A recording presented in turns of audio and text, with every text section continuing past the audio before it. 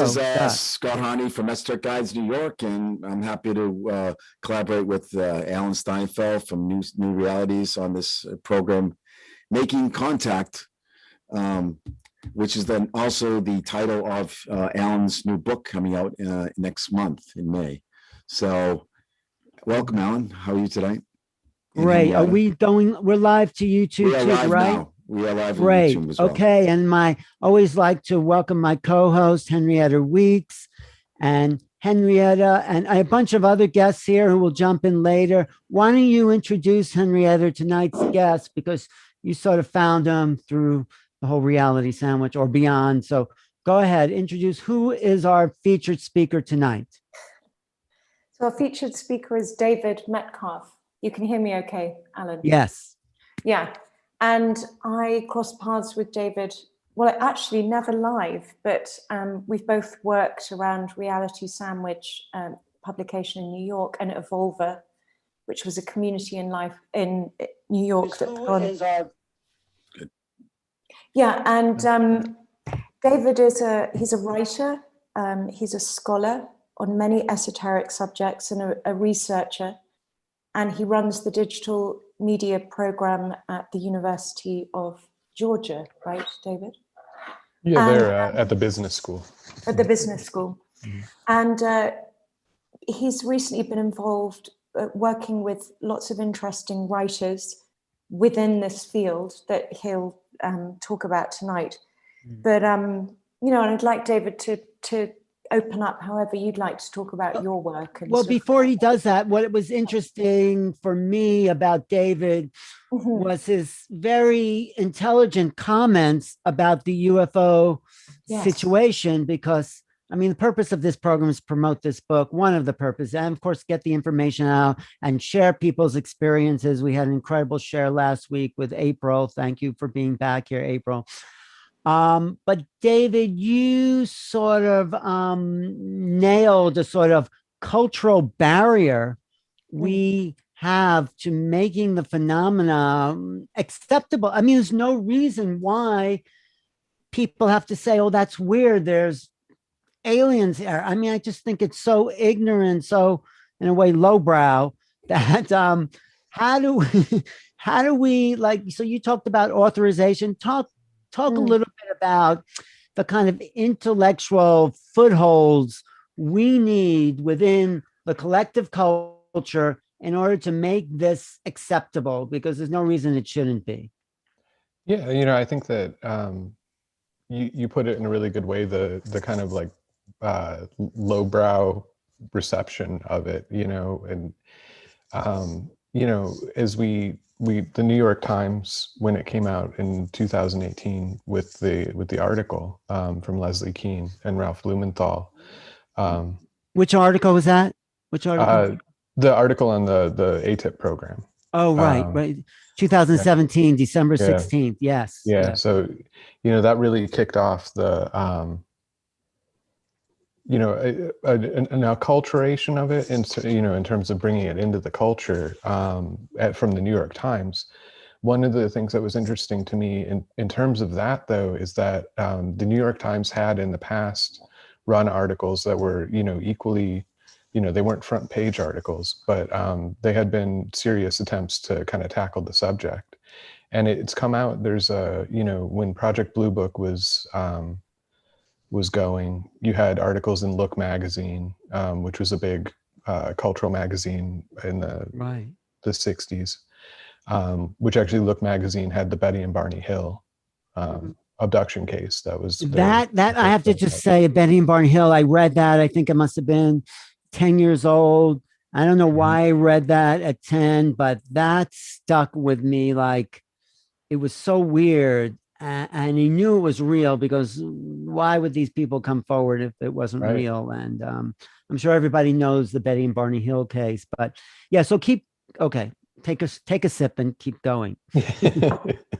So, you know, you have that, it's happened in the past is kind of what I'm getting at, that where, you know, these cultural institutions have come out in a serious way to address the topic. And it kind of dips and kind of moves in sort of a wave.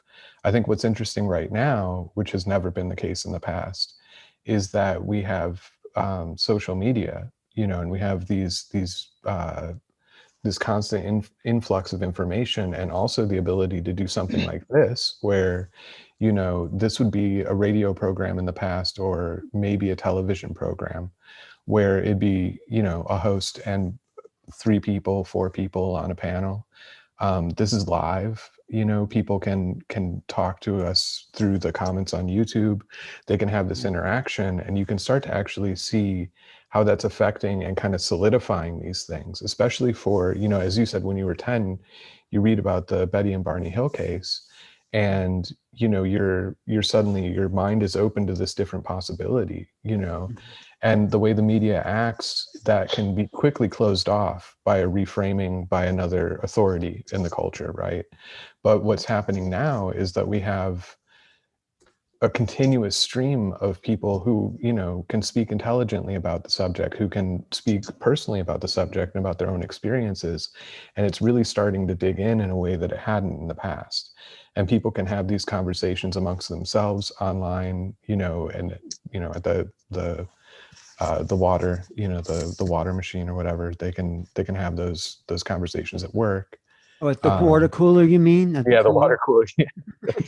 we've got a Keurig at my. If at there my was office, so, people yeah, at work, I guess there might be at right, someday yeah. people at work, but well, and that's the other thing too is right? you can message, and you have a yes, smartphone exactly. constantly. But and so that's, when that article, and jump in whenever you want, Henrietta. I just want to say, when that article in the New York Times came out in December of 2017, there was a guy, I think on Fox News or somewhere. Fox News seems to be the only place they report this for whatever reason. But he says, up until now, it was okay to call anyone who believed in UFOs a crackpot. That was Right. his line from that news. And now the government's saying it's, well, what we've known all along. So how do we get this? Because scientists, I talked to Michio Kaku, and there's this guy, Neil deGrasse Tyson, and they are not willing to go there because it upsets their, right?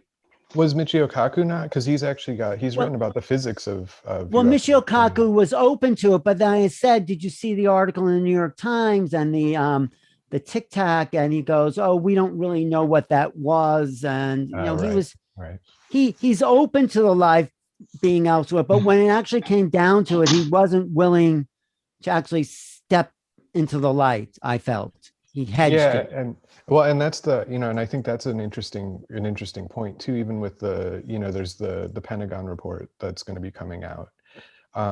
That's only like the tip of the iceberg. That's like not even the tip of the iceberg for the actual, as I think everybody here knows, the actual. Why don't you tell people who don't know, who are watching, what the Pentagon report will be in June? Oh, sure. So they were given 180 days to kind of codify all the information from the various government agencies on the UFO topic, and make an assessment of it. The report won't be all of that data.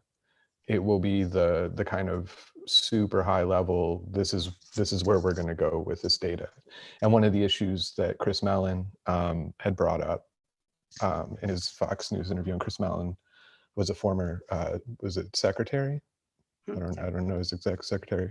Undersecretary. Secretary of Defense, yes. Yeah. Assistance under Obama, yeah. Yeah.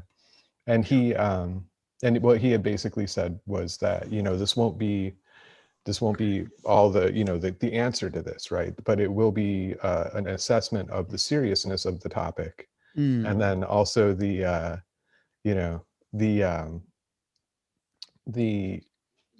haven't had this kind of attempt to look at all the classified information from these different kind of cells of the government. And that's been one of the issues, is that there's so many cooks in the kitchen on this one, and so. Right. Henrietta, what was that quote you sent me that really opened me up to David? Do you have it handy? Because I thought if you don't, let me I'll see if I can. Because and then some other people, is Barbara Lamb there? Barbara Lamb is a hypnotherapist, regressionist, and her book partner, Mary Edwards. Mary, show the book you just wrote. Ah, Because I Mary's think this book fits partner. into Yeah, this. we took about 20 regressions that Barbara had done. And we created a book to expose our commitment to the well-being of humanity and to get the word out there. I've been waiting for a long time for space to come back. And I've been wanting to do this as a child who started going up in craft as a little girl. And I found Barbara and I said last year, let's do a book together. I've been wanting to do this. So they're just printing it right now, but it's based on real accounts with ETs and various kinds reported by children and adults who've had these experiences. Mm-hmm. But yeah, I think that's very important, right? Isn't David, isn't that another part of the meme to have talk about that? How? Yeah, absolutely. Yeah, I mean, because that, as you said, when you were 10, you read the Betty and Barney Hill case in an adult magazine, not, in a magazine that was geared towards, news and kind of cultural coverage. So books like, that Mary has and that Barbara is doing, that kind of thing, that goes right into the conversation between parents when they're reading it to their kids. Yes. And it goes right to that relationship and that development. And I think, one of the things, if we look at this topic as, spaceships and kind of the way it's been cartoonized in culture, there's a whole different way of looking at it where it actually is, I think Brad Steiger had a good concept of it, our noble star-seeded heritage, right? Mm-hmm. So it opens us up to what it means to be human. There's a whole different depth to this topic than that really, unfortunately, the news media, when it's covering, even the sightings and stuff like that, really don't get into the very personal level that this goes to for someone who's experienced this. That's a really good point, because it's been cartoonized and outside the culture. If you come forward and say, this is real, this has happened, then you're immediately put into that box, the cartoon box, the less than real, the less than human.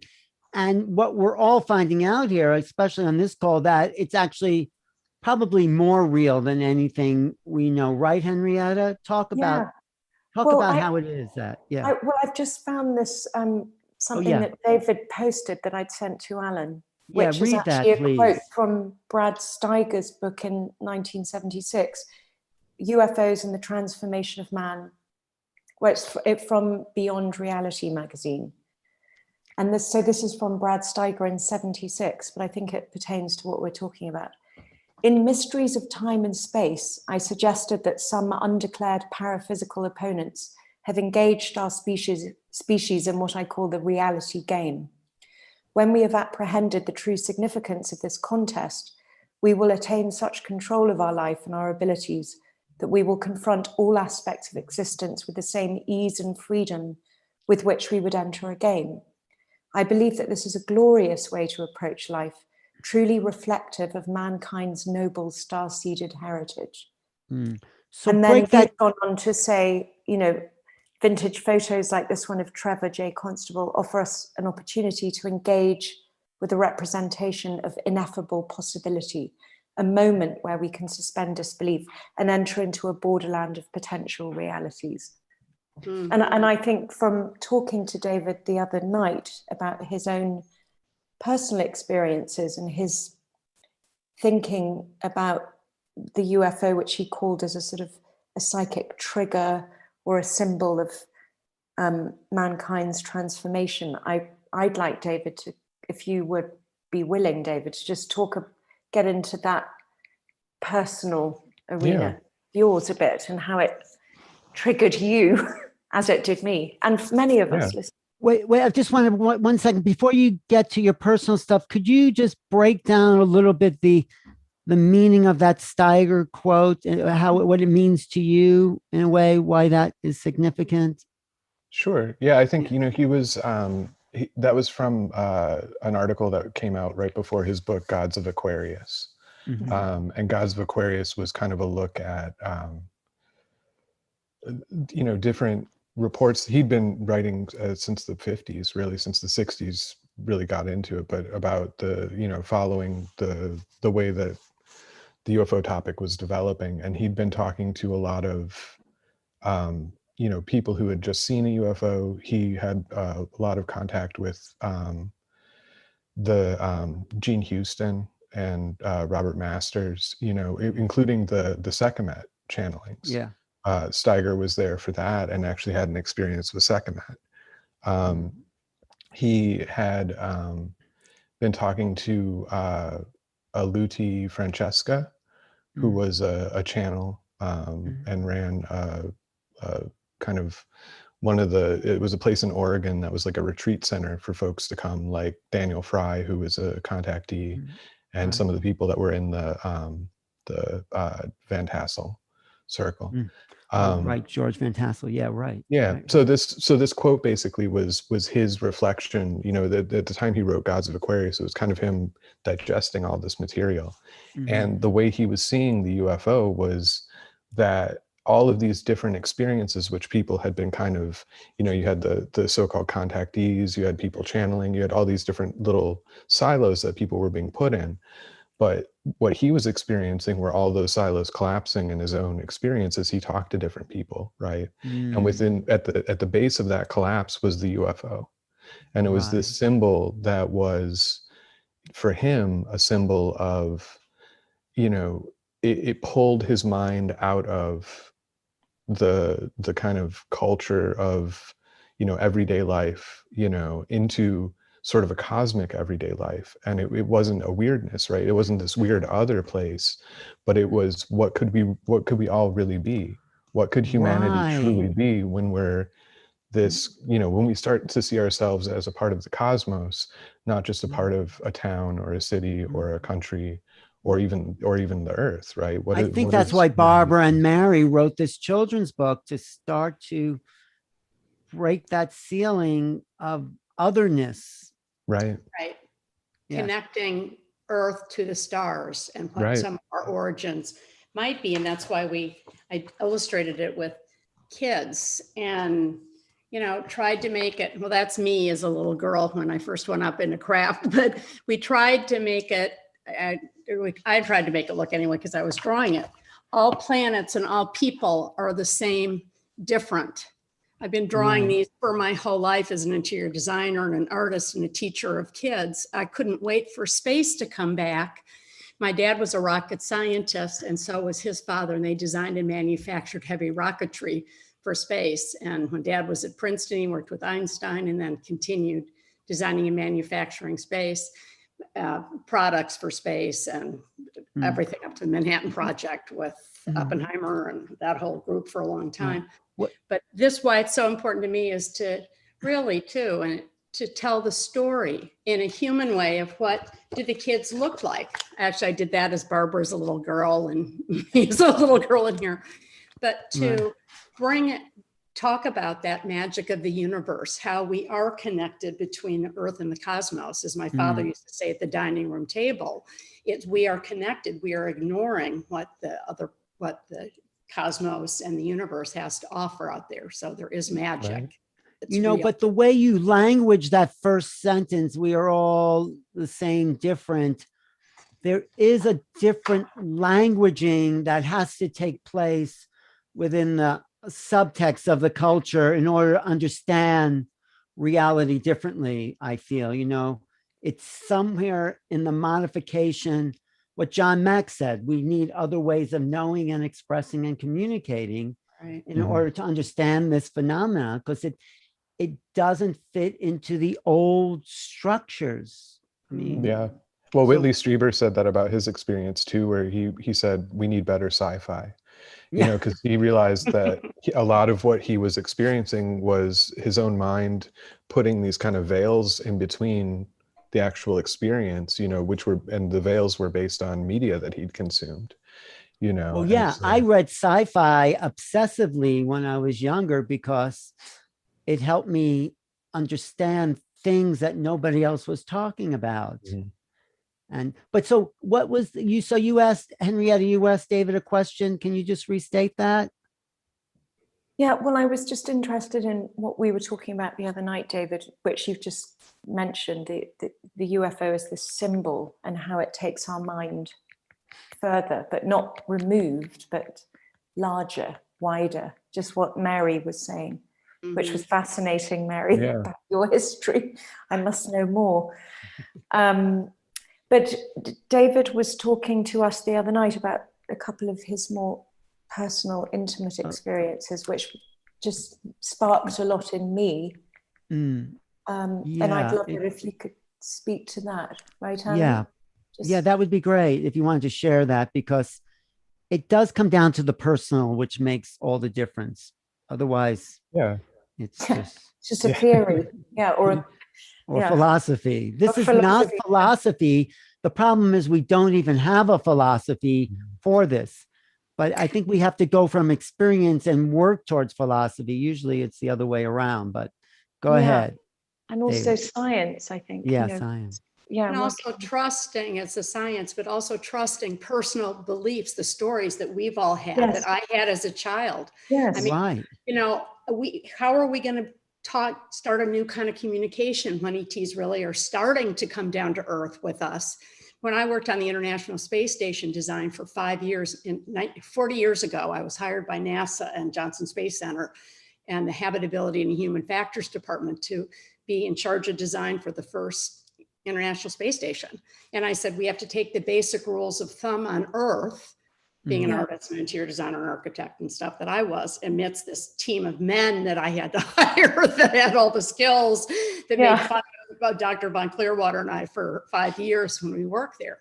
But we were trying to not only scientificate in our testing and creating an interior that worked for astronauts, but something where they could actually function, sleep well, connect while they were going from day till night every hour and a half up in space for a long-term duration flight. So we were doing tests in Antarctica. We were testing art. NASA bought about 1,000 of my photographs. So we could have the astronauts feel at home with their cultural backgrounds, men, women. And I did, you know, Earth. We've created an interior that they could actually function in. But Richard Haynes, who maybe you all know from, who are older like me, I just turned 70 last week. Yay! Richard Haynes was on our team 40 years ago, who was first doing his books on ETs, on the experiences of do you remember Richard Haynes? Does that ring a bell with anybody? He did some of the first books. He's retired up in Portland now. You should get him in here. He's really unbelievable. I haven't been in touch with him for a while, but he got laid off from our team. He got fired from NASA because he was spending his time on off NASA times, driving around the country, talking to people who had been abducted and had experiences. And NASA just said, you cannot talk about that. That is the wrong culture. So I learned back then you couldn't say anything. And my father was a rocket scientist and was part of this whole thing. He used to play golf with Eisenhower and he's with Truman and this whole world and I never heard anything. And he died a few years ago. And I've talked to him and he said, Mary, we're still doing craft together. You're still doing interiors for me. I never stopped working. But well, I think this is the culturalization that's needed. It's telling the stories, and building trust with people that this actually really happened to all of us. And we're not psycho. And we have to start with the children. Wait, Steve, you wanted to say something and we'll get back to David. Yeah, go Steve. Unmute. You know, I stumbled on this quote from Thomas Mann a couple days ago. And, you know, when you're talking about culture and stuff, I think you just kind of throw that out there, and I'll just, you know, you talk about language, I'll say vernaculars. So, you know, and then you'll, you know, it seems like you're in the box of like these languages and French or German or something. But then what about glossalia? And what about the octopus? You know what I mean? Like the way the octopus's language is. So you really communicate. So this idea of culture, I think you all like, I feel like it's in a box and you're not out of the box. I'm just going to read this Thomas Mann quote. Yeah, please. For a second. And then 1914 Thoughts in Wartime. And this is a paraphrase because it's, the translation's hard to get. Just about, and invoke dark Dionysian energies. Civilization, this is the quote, civilization and culture are not only not one and the same, but they are opposites. They present one of the manifold appearances of the eternal world, opposition and antithesis of spirit and nature. Man is on the side of culture, which he defines as a stylish savagery, not excluding oracle, magic, pederasty, Aztec sacrifice, human sacrifices, orgiastic cultic forms, inquisition, and other various other elements. Art, he says, is a sublimation of the demonic.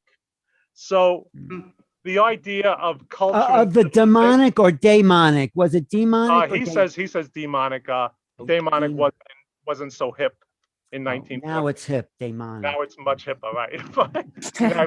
but the idea of culture and civilization, I think again that this is a box that maybe we shouldn't be going. And I'll just show my Yeatsian Gaia that I drew, which I'm a big one for putting things into Yeatsian Gaias. But I'll come back to that later and shut up for a bit. No, but all of this, I guess the artists, though they don't, I think culture is what Terence McKenna said, culture is not your friend, but in a way it's all we got. But it liberates us. Man is saying that culture is this wild thing, while civilization is this grounding thing. Yes. So the civilization thing is the people who refuse to believe in the irrational. And I would like to go into Clagis eventually. There's a great book by Raymond Williams, The Long Revolution, how artists are always confronting those that want to put them in boxes. And that's The Long Revolution. Yeah. But anyway, just getting back to David a little bit, you want to share those personal experiences and how you... I'm glad Steve stepped in, because Steve, I was actually communicating with him a little bit during...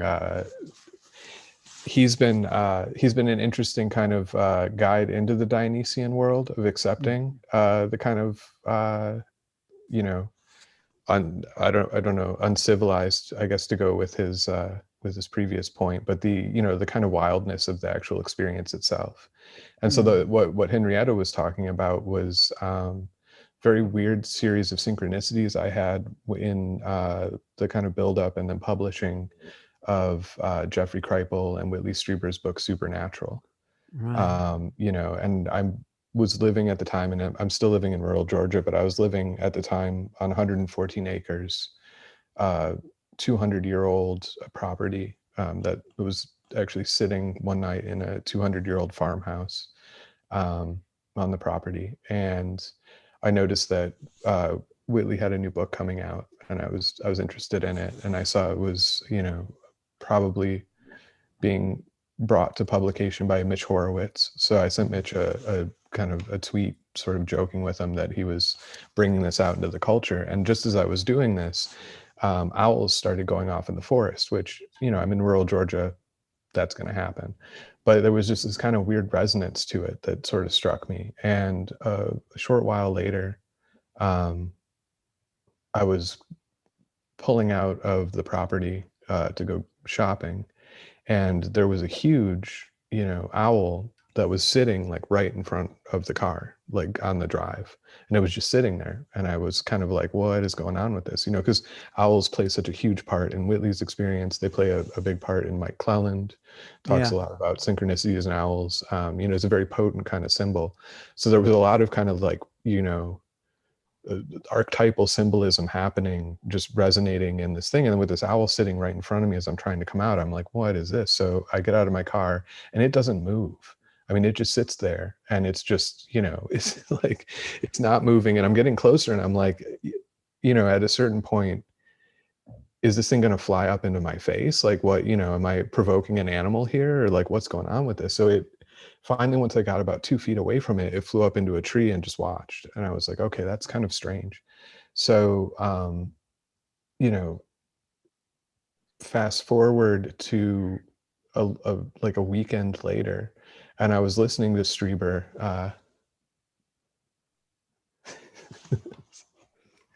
And I was listening to Whitley on Mike Clelland's podcast. And Mike starts talking about how in 2009, he started his podcasting, talking about these owl synchronicities, and kind of came forward with it. Well, I had started blogging in 2009. And so it triggered this memory, and I was like, that's kind of weird. Like, we both started at the same time, and they started talking about a writer, Mack, who had written a lot about ultra-terrestrials and that. Well, Mack had passed away, and he'd been in communication with him when I started blogging, and he was kind of the person who showed me it was okay to write about the weird and stuff that people would consider weird in a sort of publicly and openly, and not keep your distance from it, but actually be open to experiencing it and admitting it was real, So Mack passed away. I did some drawings of UFOs that ended up in a documentary about him and stuff. So I had this really personal connection to Mack. And it turns out that Mack was one of the people that had encouraged Mike to go out and do his stuff in 2009. Michael Cleland, right? Yeah. So it was this really strange kind of all these different resonances. And at that moment, I realized that when I was a kid in Arizona, I'd moved from Chicago to Arizona for a brief period in time, 4 years, when I was 7. And in that transition, there was a lot of my family staying in hotel rooms, a lot of going to the mall because, to keep busy and see a new place. And in 1987 was when Communion was published. So in all these trips to the bookstore and that, as a kid, I was kind of confronted with this, the cover and that. But the thing that it hit me at that moment with, all these different things about Cleland starting his thing up in 2009, and this memory of the book, I suddenly had this kind of like the bottom dropping out on my identity, where I was back in 1987 as a kid seeing the Communion cover, and then I was here, in this time period, and this whole, I almost fell down. It was so intense. It was like a hole opened up in my head, and like there was no time, there was no space, it was incredibly strange. Because all the synchronicities just start to pile up on each other, and like it just starts to suck our identity out, right? It triggered kind of like a fourth dimensional identity, and there were other things going on at the time too. I was sending emails to Steve like how do I deal with this stuff, and Steve was like kind of like, just ride it out, like you got to just kind of face the beast, Steve always wants to face the beast. I guess. Yeah, he does. He's all about it. But no, I do want to ask Barbara if that is common, this kind of levels and intersections of synchronicities that because you've worked with thousands. Can you turn your mic on, Barbara? Do you unmute? Somewhere. Yes, because Barbara's worked with really thousands of people, abductees. Yes, talk about that. Yes, I'm live now. Yes, you are live again. And in I'm color. live again. Yes. Yeah. So many experiencers whom I've known have had loads of synchronicities, and I want to tell one that I just had myself just last night or the night before. Well, I had this wonderful co-author.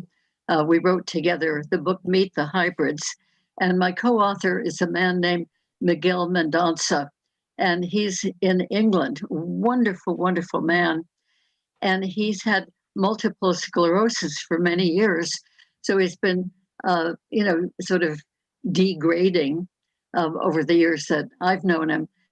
Well, recently he emailed me that he's getting his affairs in order because his health is declining rapidly now. So I was thinking about him. And so a couple of nights ago, I wrote him an email just praising him for all of his wonderful, wonderful qualities and contributions to his writings about ETs and hybrids and so forth. And just telling him how much I have valued him and enjoyed him as a person. So then, that was 2 nights ago. And last night, with that still very much in my mind, I was doing a totally other thing, something involving Mary, kind of a legal document. And and up popped from the ethers, from the universe and my computer, up popped this wonderful little photograph about the size that we're seeing each other in the little rectangles right now. Up popped this beautiful picture of Miguel and myself in England when we finally met in person to visit crop circles. And my head is just leaning against his shoulder and his arm is around me. It's just the sweetest picture. Now, so here I've been intensely thinking about Miguel. And usually we'll go 4 to 6 months without any communications. And we just had these 2 important communications. And then really out of the computer, magically, I didn't touch anything, came this picture of the 2 of us. Isn't that beautiful? Well, And beautiful story. the sweetest picture, just like 2 people who just really, really like each other, Yeah, but Anyway, back to the experiencers. Anyway, I'm glad to express that because it's one of those little delicious. It's always mysteries. miraculous when synchronicities appear for whatever reason. But Yes, Um, and what I have found is that experiencers of extraterrestrial contact, have millions of synchronicities. I mean, the whole now, thing why is so is wondrous. that's the question. What is it about UFOs or contact that creates that doorway to synchronicity? That's the why. And I think, David, you said something the other night too, it's sort of like from the Nietzsche quote, when you look at the abyss looks back, it's like that. What were you saying the other night about contemplating? I took notes actually. When you contemplate contemplating the possibility of UFOs already opens your mind. What's the link there to synchronicity and all that? Well, I think that in some sense it is opening up to those possibilities, and starting to kind of recognize what's already happening. My friend Eric Wargo and Steve will be up next. Okay, so I'll put Steve in that room. Yeah. So my friend Eric Wargo has a new book out on precognition and dreaming, and what he said that in his research, what he's found is that there's the idea that dreams have a certain feeling when they're precognitive. He said, but over decades of doing his dream journal, what he found was that really strong precognitive dreams will have a certain tone to it. But if you actually analyze all of your dreams and you're really careful with looking at the way the symbols play out and the way that your mind works with those symbols, you'll find that the majority of dreams have some precognitive kind of material within them. And so I think that points to, kind of what we were talking about earlier, is this idea of re-envisioning ourselves, and sort of that possibility of what are we, is the synchronicity so surprising? Because it happens so commonly, and it's kind of the way the world works. And it's almost like, people who don't have that, who don't see that, because I would say most people probably have them and don't recognize them. They're asleep. I have a friend who writes on this kind of stuff, and he's always complaining how he never has synchronicities.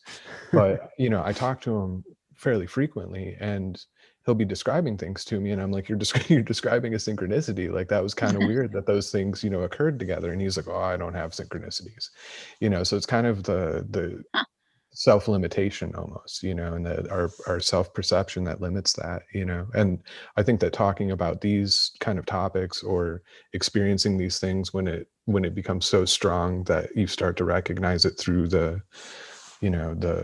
self-deception, I think that opens up a continuation of it, And Steve, what were you? Yeah, so Steve is a Jungian. He's a Jungian expert who claims I'm partially a Jungian. Yes, I'm a Jungian. I just want to go into the idea we were talking about this. So the irrational, right? Like when the UFO phenomena is an irrational phenomena, right? It's something that kind of Now, but I want to say irrational is ratio. You know what I mean? It's the opposite of a ratio, of an additive numbers that come out to a certain conclusion. So we end up in a place, in the irrational, we end up in a place where the numbers don't come up, they don't add up. And then we're sort of lost. And I could throw Pan in there. You have this moment of panic. I do want to go back to Hegel, who's Yes. Hegel shut it down. Yeah, Hegel froze you out. Yeah. We lost you, Steve. Oh. You're right. What did you Am I say here? about Hegel? We lost you. So the owl of Minerva takes flight at dusk. Is the owl of wisdom or enlightenment, or whatever you want to say, happens in the darkness, when the darkness comes in the irrational. You know what I mean? So again, when we're looking for the explanation in rational terms when it's not there. The owl is a symbol of the irrational. I think going back to people like Mann and Klages, the guy from the Munich Cosmic Circle, who was it gets a little more, and Jung, Jung was influenced by these people. I'll just go Wotan. When Jung wrote about Wotan, he talked about the irrational sweeping Germany during Nazi Germany. You had this zeitgeist, this irrational zeitgeist, this culture, not civilization, culture that was an irrationality. The culturally thing, so we could actually put this to where we are right now. You look at the fucking culture and you go, what the fuck is going on? You know what I mean? Cardi B is Woman of the Year. Dr. Seuss is book burnings. You know what I mean? So we're in this space. Now, this has to do with the UFO. The UFO was a promise. You know what I mean? The UFO was a promise. And I could personally leave it at that. I'll stop now. What does that mean? The UFO was a promise. Can you explain that? It's a promise for opening of, I'll use a stupid word, consciousness. It's a promise of the irrational being hybridized, using Barber's terms, into our existence. We're gonna, and it has to do with binaries, which don't count anymore because we're in 3, and out of 1 comes 2, out of 2 comes 3, and out of 3 comes all numbers, the pleroma, so I'll stop. Right. So, all right. So we are in the irrational because there is no cognitive formulation for the situation we're coming into. There's no formalized, right? Henrietta, what were you going to say, Henry? There's no civilized way of dealing with it. Right. Yeah, I was going to ask what David thought of what Steve had just touched upon. Oh, good. Yeah. Yeah. Well, Klages is interesting. If folks are going to look into that, it's Klages. Is that right, Steve? It's nodding, so that's the correct spelling. He's a very, he's looking at the world as sort of this there's an organicism to his philosophy where, you're dealing with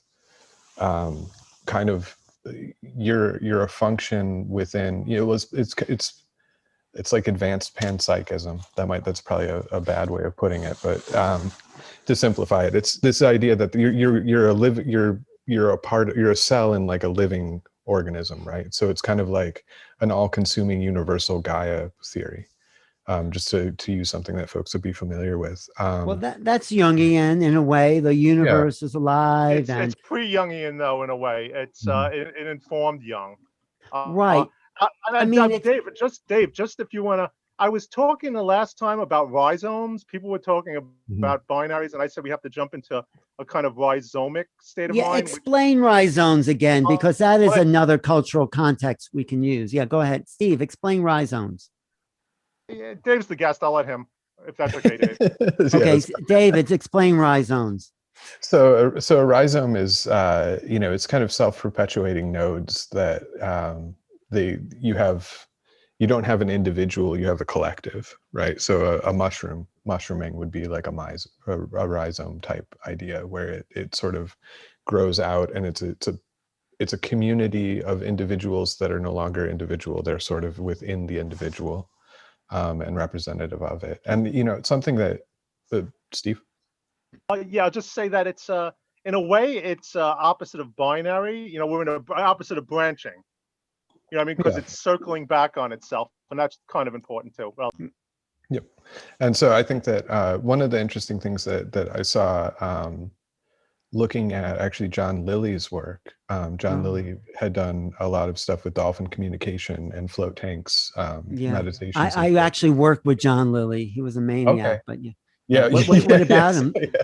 Well, the echo versus the SSE, I thought was a right. really interesting concept right now, because the echo was the Earth Coincidence Control Office, and it was all about what's in us, right? Like it's our synchronicities that we experience in the organic world, and it's the idea that there's others out there, that other intelligences that interact with that and sort of work with synchronicities and work with that. And then the SSE was the solid state entity, which was trying to build sort of, it's kind of like the Borg in Star Trek, which Roddenberry actually may have gotten the idea for the Borg from Lilly, because it was around some of the same circles. Lilly got it from doing too much ketamine, I have to say, because no, really, it was awful. The ketamine. I mean, I've heard experiences with Lilly. I did it with him. It was the worst thing I ever did. Well, I'm just going to throw it out there that, so we know that Lilly had the patents and was the first guy who did wires in the brain of monkeys, right? You know what I mean? Like that was how he made his money. And of course, I'll have to mention Forsten Bray, who of sound photosynthesis.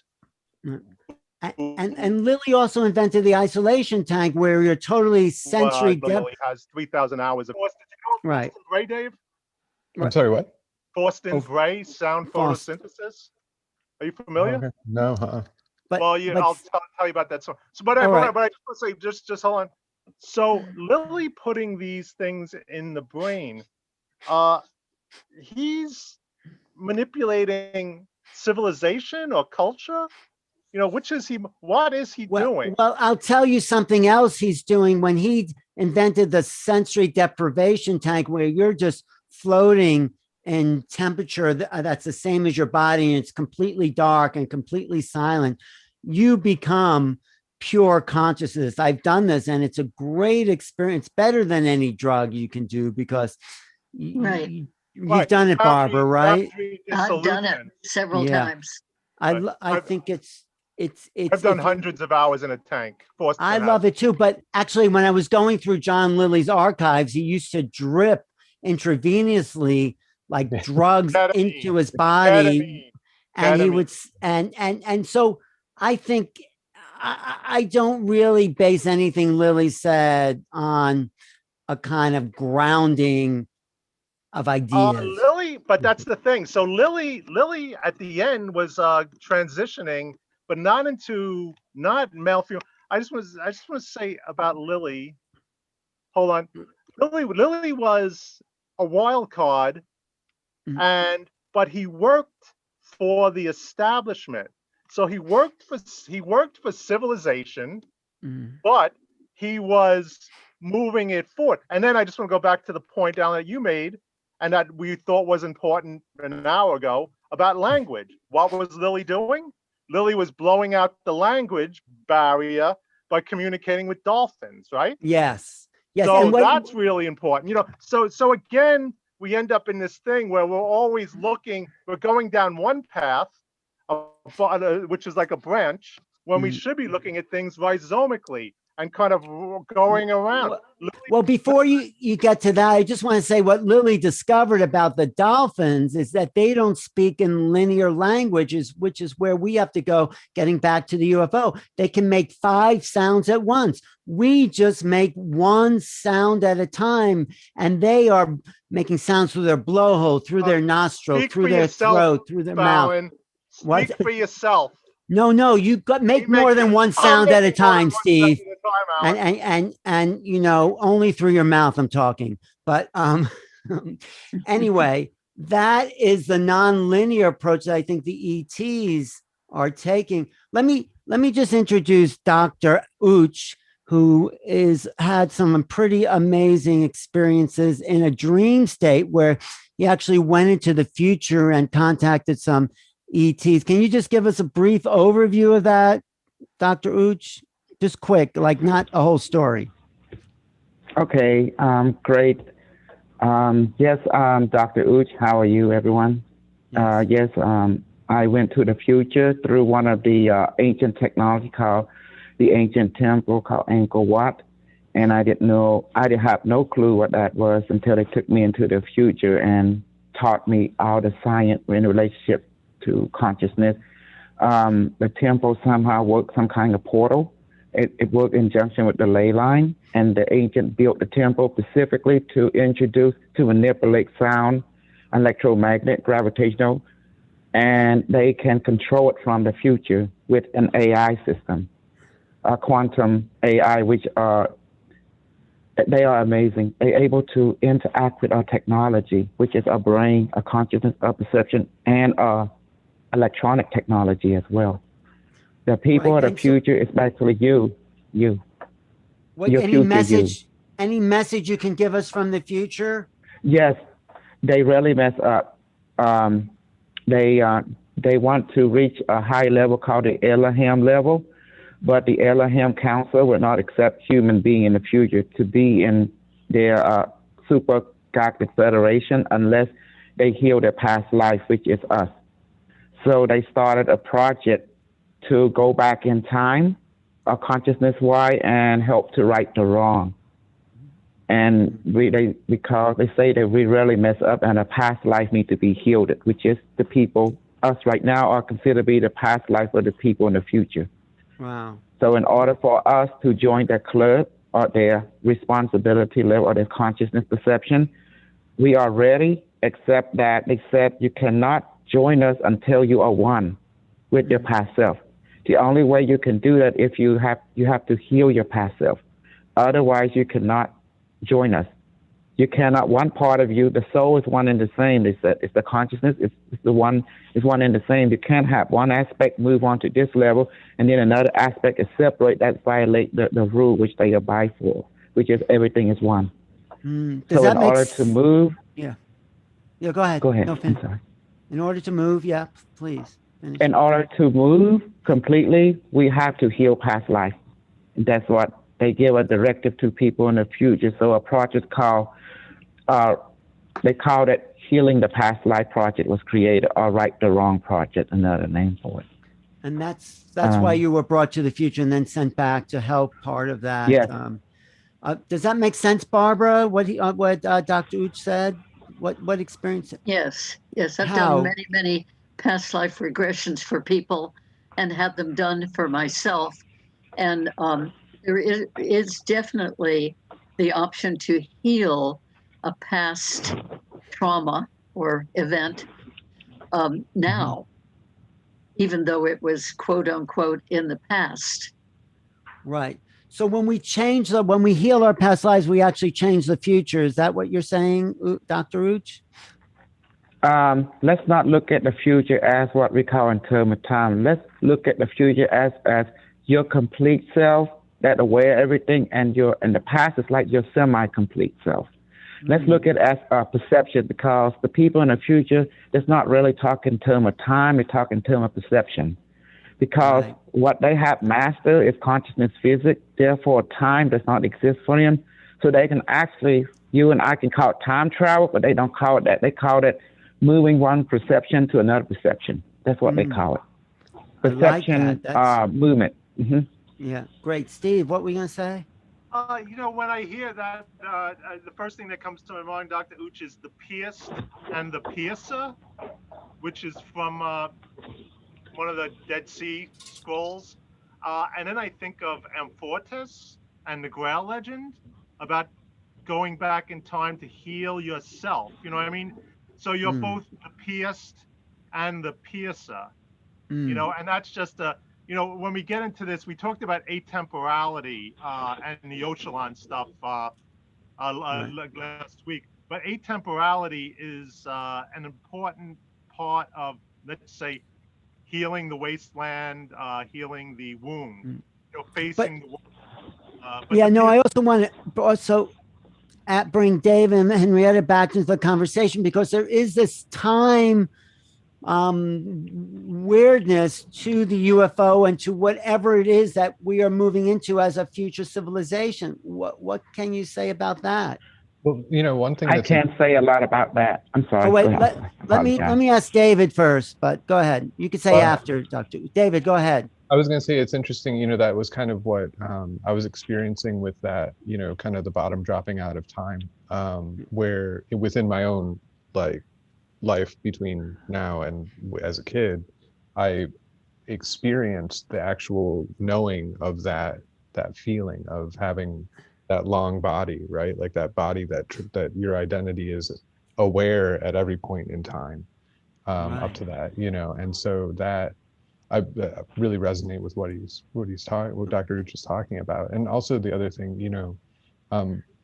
it's interesting, Julia Mossbridge actually has been doing a lot of work with, she's a scientist that works with ION's Institute of Noetic Science. And she's been doing a lot of work on time travel in terms of using random number generators and different sort of techniques for capturing precognition. Precognition is a form of mental time travel, or remote viewing is a form of mental time travel. And so it's interesting because she has a project which she just wrote about in an essay, which is exactly what you're describing, Dr. Uch, which is to use retrocausality to bring forth a better future. So finding a way to sort of bridge past, present, and future into one in order to heal it, which is kind of goes to what Steve you're talking about with, the Fisher King and healing the wounded king and the Grail quest, right? Like this idea of healing in that wholeness. Barbara did. Well, then there's of course this overall concept that either that there is no time, that we've been definitely considered conditioned, for centuries and centuries and centuries, to think of time as linear, and we develop clocks, to measure that or to let us know where we are on the linear time continuum. But there certainly are many theories out there that all time is simultaneous. Everything is now, even what we consider past, present, and future. Now, I personally find that really difficult to really embrace for myself, because I'm so conditioned, like we all are. But it's very interesting to think of things in that concept. Well, Henrietta, when you were remembering your UFO experiences, were you actually remembering that? I mean, of course you were, but there was another something happening. Talk about that. Yeah.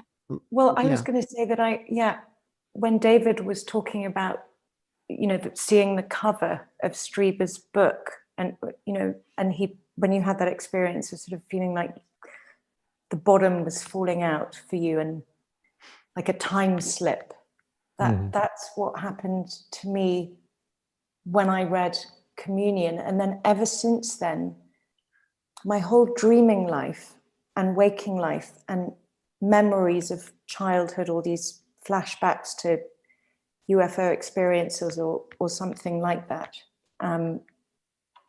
and these strange dreams have all kind of started intersecting, where there doesn't seem to be any sense of linear time.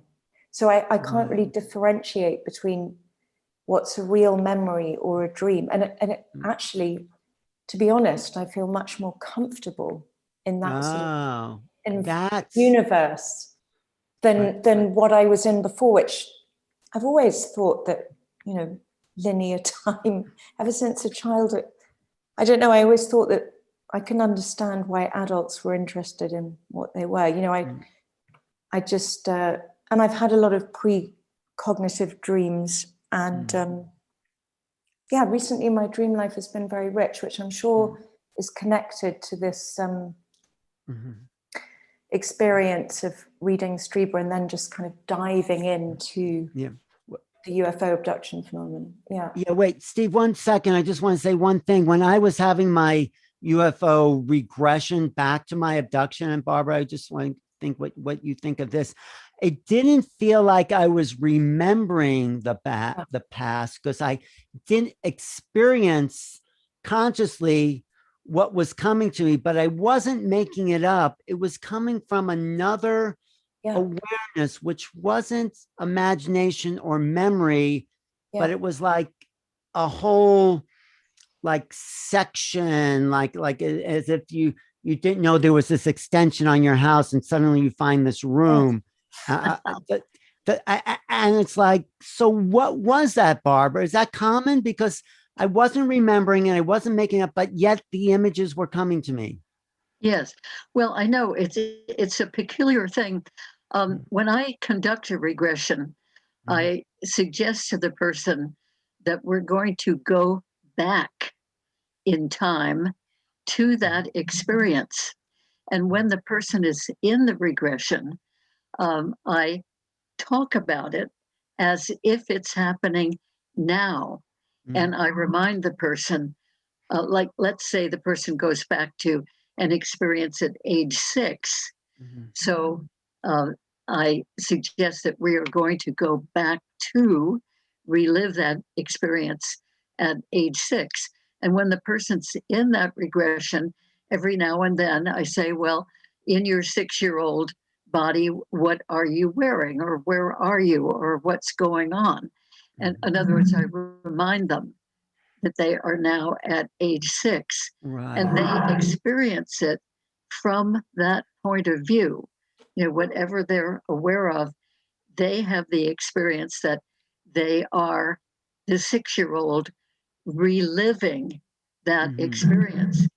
But here's a thing that really fascinates me, that if I help a person to get back to a previous time, age 6 or any age that the person has chosen, and here we are in the regression, both of us, me and the person being regressed, are very, very involved in experiencing that from, again, let's say age 6. And so here we are experiencing as if we're in the past. And sometimes this happens a remarkable amount of time, that when the person is with the extraterrestrial beings, usually on a spaceship, sometimes in their own home, and the beings have been talking with the person in the regression, and then the beings will say, oh, we have a message for Barbara.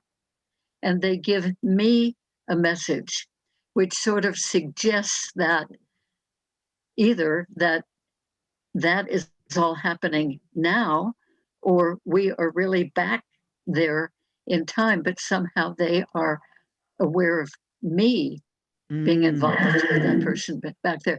Yeah, that's happened so many times and every time I'm just amazed and grateful, because their messages to me are very, very encouraging, that I'm helping people to relive those experiences.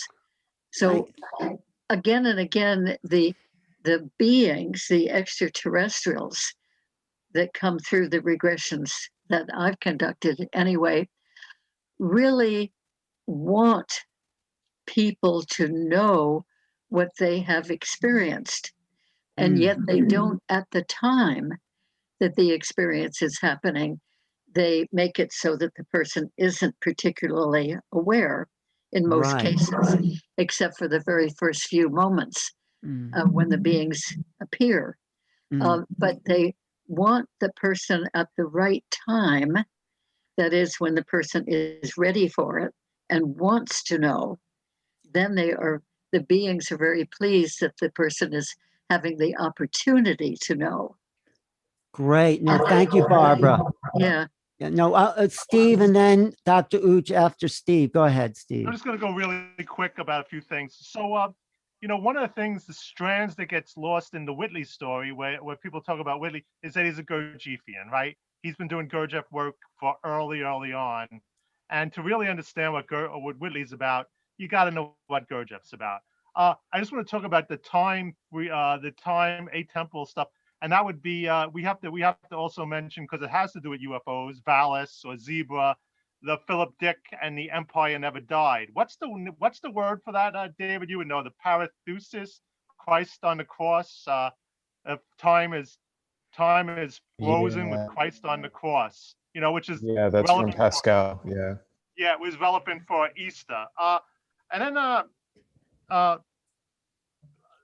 just want to say about the Giordano Bruno and his concept of methesis, the irrational use of numbers. You know, we are in a paradigm where we use numbers rationally, and in some areas of mathematics they're used irrationally, you know, but this is again, it's the language thing, you know, the vernacular. We use numbers like little soldiers, 1 + 1 = 2. That's not what the numbers would be doing if they weren't tamed during the great codification like 400 years ago.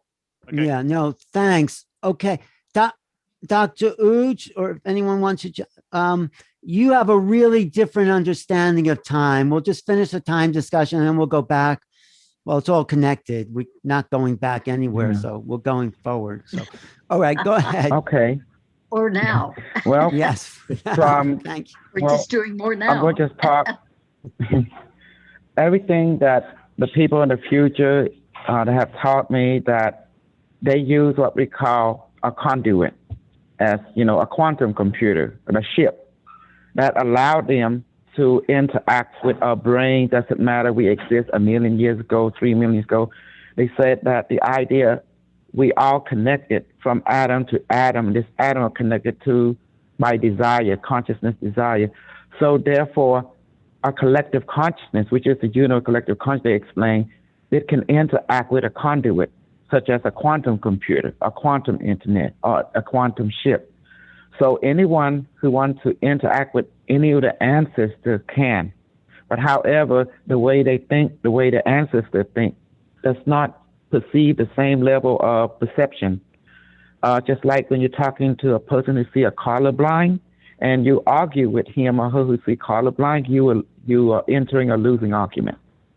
So that's why they need to take someone who's familiar with this level of understanding, take them, or him or her, and bring them to the future, expose them, and then take them back, him or her back, and then that person will be like an ambassador between the two worlds, or the two perspectives, and then they can translate. So as for time, they say it does not exist. And they said everything is always in the now, but just a different perception of the same thing. So a time they consider a different age is called different perception. So when they want to contact someone or time travel, they prefer it more, they call it perception jump, perception merging. So they can talk to you, doesn't matter you're in another galaxy, doesn't matter. It doesn't matter you're in another galaxy. They can communicate you and aware of what you are seeing, because the ship translating everything that you know in your conscious mind, subconscious, and it translating into their conscious mind from their perspective. So the ship can do that. So that's the reason they depend a lot on the ship to help to facilitate the experience. That the person, when you hypnotize a person, Barbara, or go and take them to their past life, you actually go into the now. Yeah. And then when the being became aware, to the now.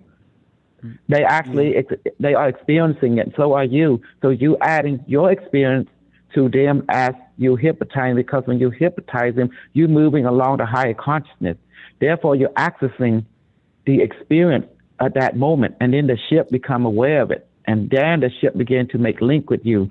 And therefore, the alien or the occupant begin to become aware of you instantly once you tap into their consciousness experience through the conduit, which is the person you're hypnotizing.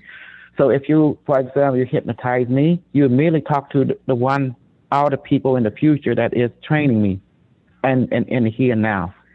So I exactly understand what are you describing, and I totally, as you observe, as I experience, as you experience also, we are the same page of experience, because time space does not exist. They remove that from the variable formula. When you because yeah, no, I think that's but I just want to get back to David and Henrietta for a second, and maybe Mary also, and some of the other people here.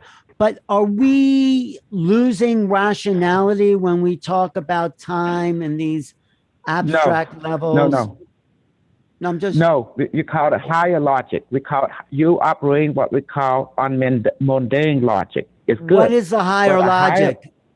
What is it? Higher logic is higher logic is simply sitting in, for example, what do you want to happen? Therefore, they will adjust the ship to move into a parallel reality where all the event that you desire do happen, and it's real. So parallel reality are just perception technology. You can travel to where Nazi took over. You can travel to Earth where communism took over. Does that make sense? Well, in a way, it doesn't really. I mean, when I was talking to David about the linear culturalization within the culture we were raised, in a way, it doesn't make sense. I mean, I know what you're saying because I can go abstractly, but wait, David, just jump in on that, because I think with Dr. Uch, it's making sense on one level, but within the paradigm of our educational upbringing. Okay, practically speaking, like you and I right now, we experience that. For example, Joe Biden became the president, but most people thought Donald Trump will become. But what if I tell you he was the president, but someone decided to go ahead and alter the timeline? Does that that makes sense. That makes sense in this kind of spiritual domain. But I'm talking to Dave about bringing it back to the programmed culture we're in and making the kind of steps to reach where you're saying where the time can be malleable like that. But so David, just what do you say about where Uch is coming from is this other level, and where we started from is someplace else, right? I mean, what we're trying to get to is that. So go ahead, David. Yeah, and I think that was one of the things with that quote from Brad Steiger, where the UFO is the kind of transformational vehicle, right? And I think that in a way is a metaphorical or symbolic way to look at what Dr. Uch is talking about with this idea of the vehicle, being the mechanism where we can enter these other states of understanding, and some of the things that Steve had pointed out was, this concept of linear time, like Barbara had said, that it's just a concept, it's not necessarily what reality is. And as Steve was pointing out, that our linear time is money, right? Like it's control, and it's death, and death doesn't necessarily exist. All of these concepts, which are kind of these illusory concepts, if we look at things more holistically, which also is a way of looking at like a higher rationality, right? So Steve's point about ratio is there you can see on his screen, he's got the time is money, time is what death needs to grow people in. Right. And this idea of ratio too, right? So what Dr. Uch talked about, a higher rationality and going to higher dimensions, right? That's flatland, right? Like that's the ability to change the way that you see things. We're looking at things in a lot of times two-dimensional, the binary. You go to the three-dimensional, and suddenly you're in this in-worldedness.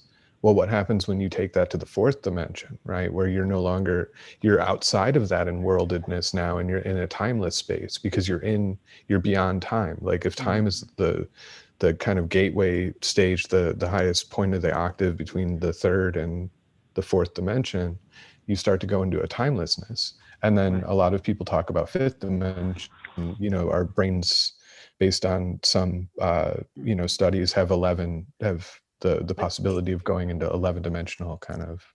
But is there a sequence from where we all started as, you know, brainwashed, conditioned, linear beings to where Uch is and Barbara and this kind of merging of all time in oneness? Is there, what is the steps? I have to jump in really quick. Sure. Because talking about dimensions as 1, 2, 3, 4 is the linear trap, right? You know what I mean? You can, you're just naming it. You're not describing. You can name it. You're not to describe it. It doesn't mean anything. 1, 2, 3, 4. Right. Well, it's all right, but it's also creating up, like you say, it's creating this false paradigm of in our minds. 1, 2, 3, 4 doesn't exist. First of all, the dimensions are interwoven, and I hate to harp on the rhizome thing again because I'm overplaying that. It's using a word, but it's interwoven. The dimensions are interwoven. They pop in and out. So we really have, out of 1 comes 2, out of 2 comes 3, out of 3 comes all numbers. So I know what you're saying, but all I know is that I'm in a little room here, 3 dimensions. I want to know how to get how it makes it. I mean, I can imagine it, I can contemplate it, but how do we actually? I mean, Uch went there in his experience. It happens, Alan. It happens, but it happens out of time. These experiences are not to be rationalized as a linear time experience. Alan, it happens. I know it happens. I know it happens. It's happened to me, but you know, I think the ETs have that on demand, and we maybe fall into a dream state or something. But I'm just trying to figure out the mechanics of it. Maybe you can't figure it out. Maybe it's just, mechanic is easy. If you're looking for a mechanic, I remember the device I brought. I can shoot people. I can electrocute people. There's a weapon from the future. Heal people from distant, and you see how we did it demonstration wise. But the mechanic is just requesting.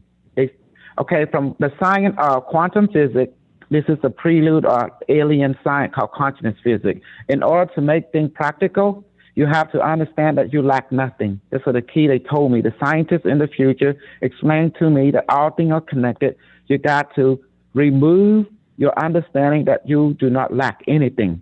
Once you remove that understanding, all possibility become practical to you. And when you want something, you materialize it into existence. So all the people in the future they built amplifiers that allow them to. I'm sorry. Go ahead, Mihaela. Okay, we'll come back to you.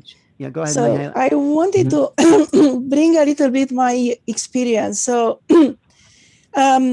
it's more on the faith-based. I was taught one way. And then when these experiences came into place in my life, I was shown my image shaking very thoroughly last year. And I thought will be an earthquake. But then several months I would understand it's a shake of my beliefs. And I was shown 2 selves, an older self, 10 years older than me, and the highest self. I don't know what discussions I had, but this memory was left with me. I probably questioned a lot, and I got sent to study Indian and Buddhist teachings. And I would wake up every morning, go with these insights, go and study. So then recently, just March 22, 25th week, I reached a point, I get these messages in the past months, messages related to how should I think differently. So I get, do not criticize and judge, neutralize your feelings. I've been getting a lot of messages and all related to my life, particularly my work. And then slowly I started getting one last message. be the thinker, be the observer, not the thinker. And then in my mind was just be the observer, not the thinker. Now I'm challenged at work, so I get through this, and I go through the day, first day, the second day, the third day. I can tell you very clearly in my mind, there was no more thoughts. Even though I realized the flow of events was very fast by me, and I was taking challenges without getting attached to them. There was a huge gap in my mind. All right. So was there anything, what do you want to say, if you can sum it up?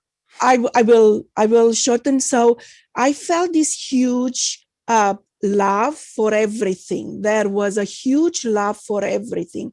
So I went outside, it was night in the park, and then suddenly I felt I was connected to everything. I was not different than anything else. Trees, grass, ground, sky, stars, everything was one with me. And when I looked above, I've seen this field. This field was going from the ground up, was moving like that, was luminous. I was in this field everywhere. Well, you were in another altered state of consciousness. It seemed like that, where all these phenomena take place outside this realm of rationale. Let me just ask April, because April's an experiencer. She's had lots of amazing contact. What do you make of the time question in experience? I'm really excited about the conversation, actually, Ellen, because why not think outside the box? Why not think that you can experience everything at the same time? And what can we do for the better of humanity is what my thoughts are, because the ET, extraterrestrial, multidimensional, this is all real, and we're just seeming to start the conversation. So yeah, I'm inspired by it. But has your experience been one of a time difference? I'm really grateful to get a lot of photos, and because I will forget. I will literally forget, and I'll get the photo and go, oh yeah, what time was that? Oh yeah. So that's the part I don't like, is the forgetting. But if you can experience time all at once, maybe I stop doing that. Well, Henrietta, you talked about your friend who said she had this experience as a child, the one in New York. And then when you talked to her about it, it's like she wrote it off, but yet it had impacted her whole life or something like that. What was the communication you had there? Well, Henrietta?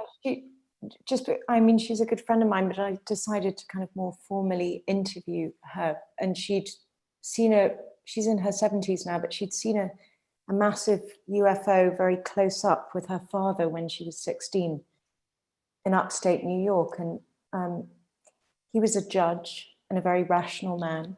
He actually worked with the police force often. Anyway, so, this was an experience that was beyond anything he could imagine, but they saw it together. And she was really reflecting upon it now, later in her life, that she said that what happened was that it was a knowing, it was instant, that, that we were just beings that a completely different kind of being than she'd thought of up to her 16th, this experience she had. And these were just her own words. I've read many people saying a similar thing in the literature, but she said, I can't describe it any other way than it was a knowing. And also that this craft was not made of anything from this world.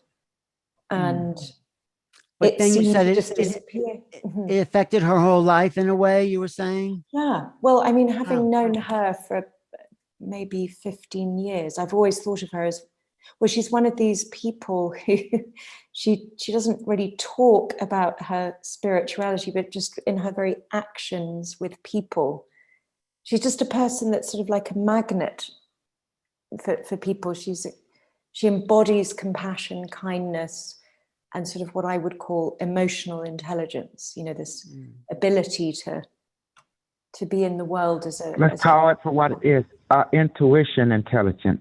That's what they said is more appropriate, it's quicker and more efficient. But I think there's this correlation between the experience she had with the UFO and then her, you know, how she is. I do. I mean, I don't know what that is, but I think about that a lot because just back to my own childhood when I had these strange dreams, which weren't dreams, but experiences, you know, and I was always being told that, and I'm sure we've all experienced this somewhere along the way, you know, why are you different? Why are you like a fairy? Why are you like a spirit? But it's nothing to do with me personally. It's just that, you know, I think there's a possibility that we're all initiates of some kind, but sort of where are you and how conscious are you of that? And what does it all mean, you know? Well, you know, this whole discussion... No, go ahead. Did finish. Sorry. I was just going to say, I'd like David to sort of speak to that. Like, what do you think of that? Because, you know, I'm not a scholar like yourself. I haven't been researching this, but I'm just going on much more of what I've experienced, talking to people, my dreams, and, you know, strange happenings, shall we say. But you know, drawing it back to the idea of something different, of a new sort of humanity, or a new sense of humanity. I mean, dropping, you know, and I think Steve's been really kind of hammering a core thing that's difficult to address with all of this, which is that we're going to have to lose a lot of these words. We're going to have to lose a lot of these concepts. You know, initiation in the sense of bringing us into that state of losing these things. And, you know, Alan, I'd seen the light language panel that you had hosted, right? And I think that's, Steve mentioned glossolalia. The light language is sort of a form of glossolalia in a way, you know, and I think that the idea, you know, the dolphins speaking in 5 different levels of stuff or different levels of that. I think that there's so many things here that the difficulty with the excitement over the media and the government kind of authorizing this and all of that is that at no point, how is any of that going to deal with this? You know, I mean, like, no matter what the Pentagon report says, like, it's not going to be able to touch this, you know, and it's so personal, it's so in-depth and beyond it's so impersonal, right? It's apersonal, because we're entering into a space that's beyond that, you know. And David, I got to jump in. You know, you said the magic word, the media. Now, what is the media but transistors? And we can, you know, and where did that all come from? You know, let's talk about where the media, electronic media, came from. And David, I'm just going to bring it up because I've Tezcatlipoca.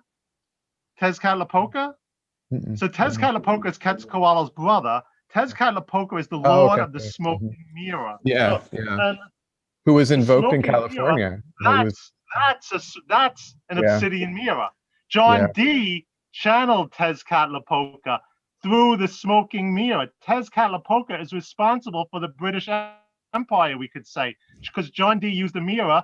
The obsidian mirror that John Dee used was given him by Francis Drake, and it was consecrated to Tezcatlipoca. So Tezcatlipoca is possibly using, like Wotan was in Germany, like Jung said. Tezcatlipoca is the dominant, I can pretend, zeitgeist of the age, obsidian mirrors and transistors. And then we get into the thing about the transistors coming from Roswell. You know? So what, you know, the transistors developing 2 years after Roswell, right? So what is this? This tech is a new language. This is possible, but it's a war. Which language do we want? I don't know yet. Well, tech is a language based on linearity and a science that has gotten us towards a bit of a and dead ones, end. Alan. Zeros and ones. Zeros and ones. I know. Wait, Leanne, you want to say something, Leanne? You don't want to say? I do and I don't. Well, just say what you want to say. Don't tell us what you don't want to Zeros and say. ones, zeros and ones, zeros and ones getting All right. Thank you. zapped at us. Oh, from Well, that's the problem. Zeros and ones is the ultimate linear mind. And Snakes it's and not, ladders, angles and curves. I know, Snakes but that's something else besides zero. I mean, it can be zeros and ones, but what I'm getting from the conversation is is the idea of thinking, and there's the idea of knowing. And we've been programmed to think, maybe the archonic, the whole archonic overlay of our mind. Do you know about that, David? Demiurge. Yeah, the demiurge. And that's kind of what I was trying to get at with Lily's idea of the echo versus the SSV. Oh. Is just the solid state Exactly. entity that he had was this mythotype of this machine, right? That was coming from space, or was coming from another dimension and was implanting itself into the human to create itself, to sort of enworld itself. Whereas echo was more of the organic form. And I think that one of the things that's interesting about what Steve's talking about, the reception of technology, this was what Diana Pasulka and I had co-authored a piece for the Believing in Bits anthology from Oxford Press, which was on technology and the soul. And it was the history, a psychic history of the internet, looking at the fact that these, Grant Cameron talks about the download experience. The download experience has been talked about a lot recently. This, Earth coincidence, Earth coincidence control. Oh, okay. The echo. Right. But so it's called medium. Yes, it's called a medium. A media means medium. It's basically like a conduit. That's all this technology is. I was listening. It's like you got to understand that technology is neutral, but it's just a medium for whatever intelligent that can come through. Just like a medium, you're a crystal ball. So all the technology is based on crystal technology. It's the same thing as a psychic person using a crystal ball. And that's what we are dealing with, just in another form of it. Like your smartphone is a crystal ball, another form of it. Yes. Extraterrestrial, if you really look at them, they are actually human beings from another parallel dimension who went to war in a parallel future and caused damage to environment, which create them from not having, like a children. So therefore, their scientists have to look into parallel Earth to find compatible with DNA where human beings, not technological development such as ours, and they can merge with us and to help them create a hybrid race. And that's pretty much all the extraterrestrial there is. Well, that's one frame of reality. One brand. Mm-hmm. Yeah, but David, how do we find our way out of that linearity? I mean, not just us, because maybe we're already there, towards a cultural embrace of that irrational. Well, Mahalia had a good, in terms of what she was talking about with her experience, the steps to, in a certain extent, are simple, and it's just changing the way we look at things. It's embracing that knowing. Gnosis. It's a gnosis. But being non-judgmental, right? And being, opening up to accepting experience, being the observer as opposed to the thinker, and to start to sort of address those very, start small and build up the thing, Steve's got way of living kind of tackles that. I wanted to add something too. April, just April first, because she didn't talk that much, and then you, Mahala. Yes. One thing I've really noticed when there's a UFO or others in the vicinities, each one has a signature frequency that I've been teaching myself how to recognize. So a signature what you said? They seem to have everything seems to have its own frequency. So that's one thing. I want to just maybe quickly second that. It seems that it is a matter of, or at least one way is to just simply raise the energetic vibration. And as the law of attraction has sort of two aspects to it, like when we feel that we want to attract or manifest something, We also, at the same time, usually experience a second emotion, which is the lack of it, right? Which is closely connected to our perception of the actual 3D reality. Once we get rid of that, and we are only left with the higher vibration, and love is probably the best feeling, the best emotion for it, because it has its own frequency and it is a high one, and we get rid of this shadow aspect of it, of lack of what we want to manifest. Don't do that. Don't do that. Let's go against everything the alien have taught me in the future. They say that it has there's worked no for such me, thing as though. high vibration. It worked for her, though. For me very well. Yeah. It took me right into a different time, if I can say it that way, a different dimension, and I had really, I mean, I was in a different dimension, and I had a wonderful experience. Great. Well, the alien have taught me, they say that your dark side is a part of you. You have to embrace it and love it. The only way to find the light is to accept the dark. The dark create the light. And they explained to me, you lack nothing. And then they explained to me, you are not here to raise vibration. You are already a high vibration. You have to just adjust, realize that you are the high vibration by integrating your dark and your light. All that is you. And they explained to me, only then you will understand you don't need to raise anywhere. You are already perfect as you are. And that's the secret, they told me. Yeah, that's just a different language for what we're saying. I want to get back to Mary and Barbara because, and Henrietta jump in, because they are trying to present these concepts to children. Is that true, Mary? Is that what the book is trying to communicate, or is it more stories, your children's book about ETs? Unmute, Mary. Mary, unmute. Unmute yourself. Yes. They are stories, the children with pictures, real stories only, and it might help them relate to something that they can relate to personally. I think everything is pretty much energy and vibrations, and hopefully through pictures and art and some connection of real stories, they can see or feel something that seems truthful to them or that they can resonate with or relate to. But it's very basic. Some of the kids, all different ages, will respond to it in different ways depending upon what their experience is. We know all the indigo kids and a lot of the autistic kids and a lot of the beautiful children that are here now are very advanced, and we are handing them the torch. So this is hopefully the first of stories, and then we can develop it as the shift and things keep changing. This was we wanted to just make a simple first story of real accounts directly from children's lives. Which is, Mary, and is it kind of, in a way, if the child then does have some sort of contact, they can go from there, right? Because they're in contact with the other, Exactly, and so the child and the parent can do it together. It'll teach each other.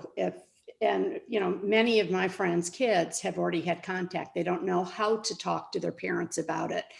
Some of these friends' kids call me the space lady, and they come and say, "Can we talk to you about it?" So it's a safe place for people to start coming anyway, because there are not that many books like this out. So yeah, it's an education really for parents and the kids together. A lot of these kids have it stuck inside like I did my whole life. So it's a start. It's a story that they can, hopefully they can learn from and appreciate, and they'll start a dialogue, which is what Barbara and I are trying to do with this. And because they are the pioneers of the future, and the more we can help them, if we can listen to them, share with them, allow them to express these experiences that they've had with their parents or others, then we're going in the right direction. It's a first step because I didn't have anybody to talk to when I was 5 or 6 years old. Even my dad was part of the whole hybrid and was also from other places and stuff. I didn't have anybody to talk to. So it's really a personal sort of story to help others go through what a lot of us have been through as a start. And I would love to do a video and have music attached to it, because we know music is such a vibrational connection. Art is one piece of it. Simple stories is one, but to be able to have a multi-sensory experience will be incredible, to be able to put some and have it a little more interactive too, so people can draw and be part of it too. So, or like draw their own experiences in that. And well, just it's a starting connection and starting vibration for them to be able to feel something and discuss it. So, wow, great. There's another aspect to this too I'd like to bring forward. That when one person in a family is having extraterrestrial encounters, it's very, very likely that other people in the family are having it, because some of the beings really are following a genetic line in various human families. So if a child resonates with these stories and pictures, and then talks to the parent about it, it's quite likely that one of the parents, maybe both, but at least one of the parents will have had these encounters themselves.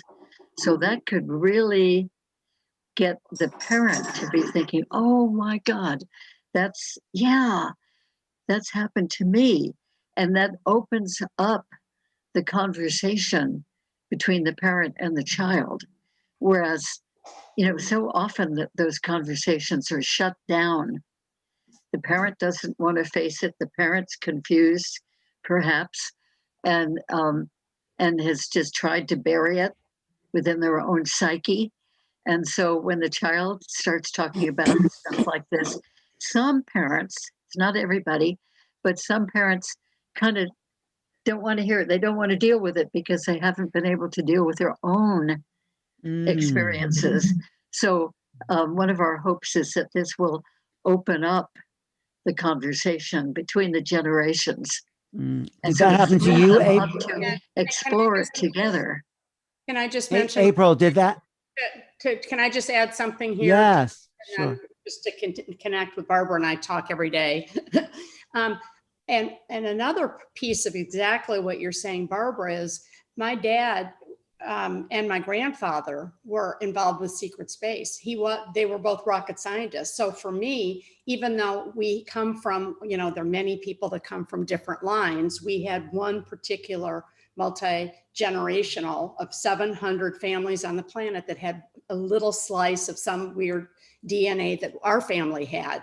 So even though my father and my grandfather also were hybrids and stuff that they've carried on to me, because my father was involved in work with the government from the 40s, 50s, 60s, 70s, 80s, 90s, he never spoke to it to me, even though I knew something was going on. He was not allowed to, or, like we know a lot of people would have been killed. And I've asked him since he passed, and he said, Mary, I said, why couldn't you tell me anything, Dad? You knew all this. I remember zooming over places with you in my dreams. He said, I was working with the government. I was working for NASA. We were sworn to secrecy, and we would all have been murdered. So not only is it one particular person in a family, just like what Barbara was talking about, my father and my grandfather were not allowed to discuss it with me. And my kids have that, my 30 and 31-year-old and my hybrid kids now that I've started talking to. It's easier today to speak of these things, but back in the olden days,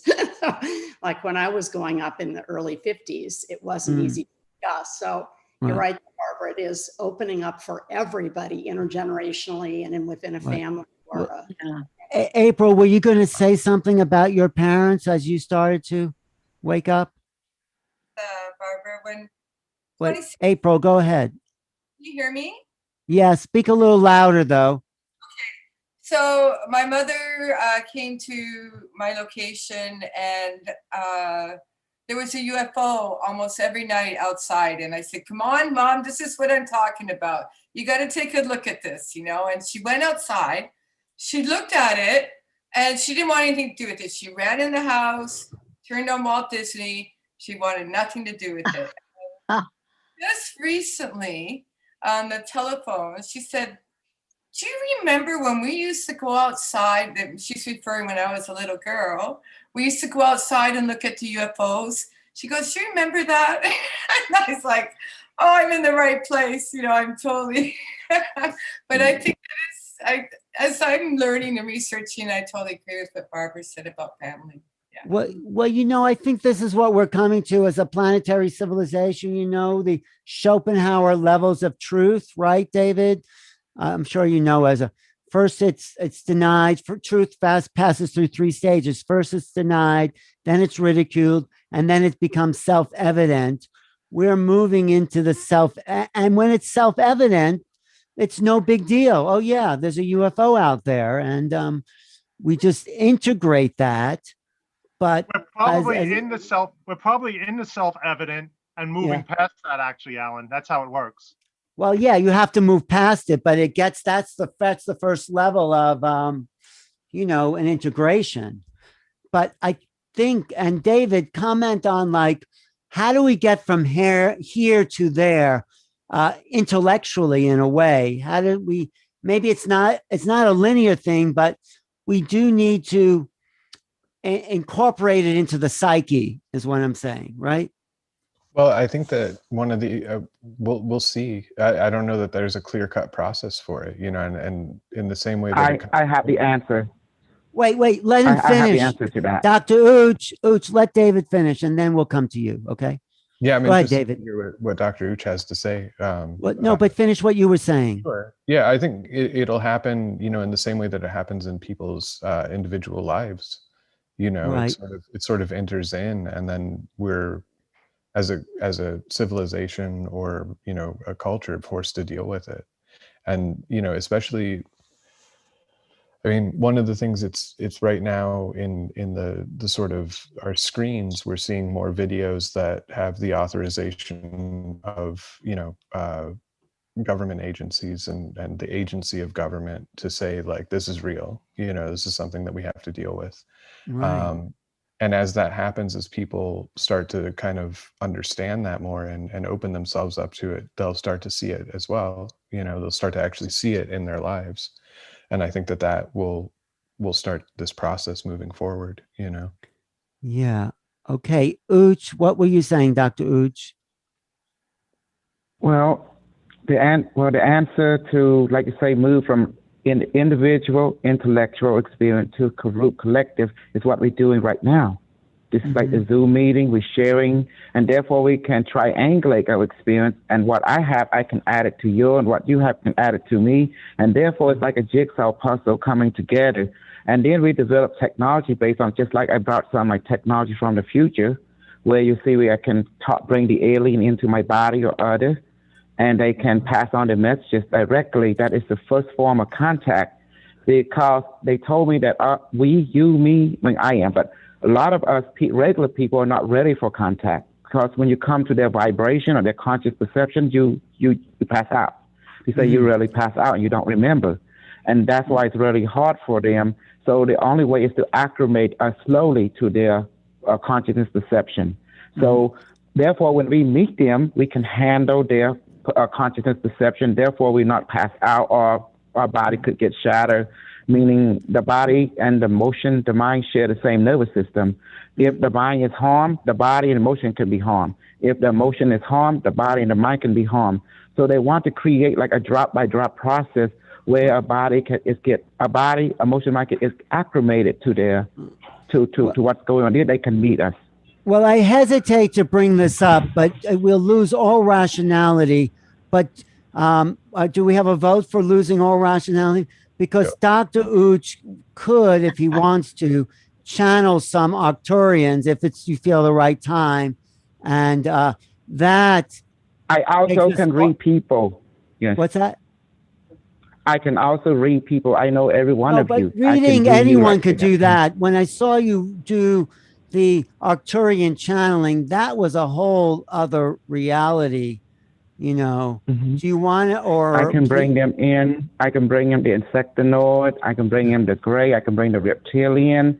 I have relationship with all this galactic family. Well, I really love the Arcturians. I felt a connection, and that was deep. And we're getting a lot of head shaking for Arcturian energies. I mean, okay.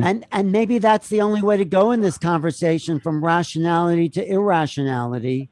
And all right, I guess we have a little vote for a brief Arcturian interface. Oh, David's into it, and he's our special guest. So, okay. What do you have to do? Basic level device. Now I'm just going to use the basic level device to help be a conduit. A simple, be this instead of my regular Q6 or Q36 technology. So we can use this because this is how this called a level one basic. It can also create a conduit. You know, it's made of glass and the shape look like, you know, fractal, the head, you can see. Right. And it's perfect for it's the a conduit device, you know? to tapping into the other realms. That's what you're saying. Correct. It helped to create coherency. Okay, let me bring them in. Okay. So I'm going to ask them which one will want to come in, because it's like okay, let me ask him. Hold on. Arcturian family, would any of you want to come and talk to my human family? Anyone? Okay, there's several of them. So you want the scientist one, the healer? I think the scientist is educator or interesting historian? because I like science. I think we've been talking about another level of rationale. So go ahead, bring in the scientists of Arcturian scientists. Okay, Minister of Science. Okay, will you come in? Okay, got it. Okay, here we go. Okay, I'm ready now. He told me to close my eyes. I'm seeing light. I'm seeing.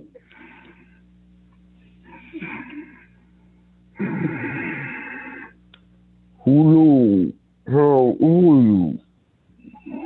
We're good. You have summoned us.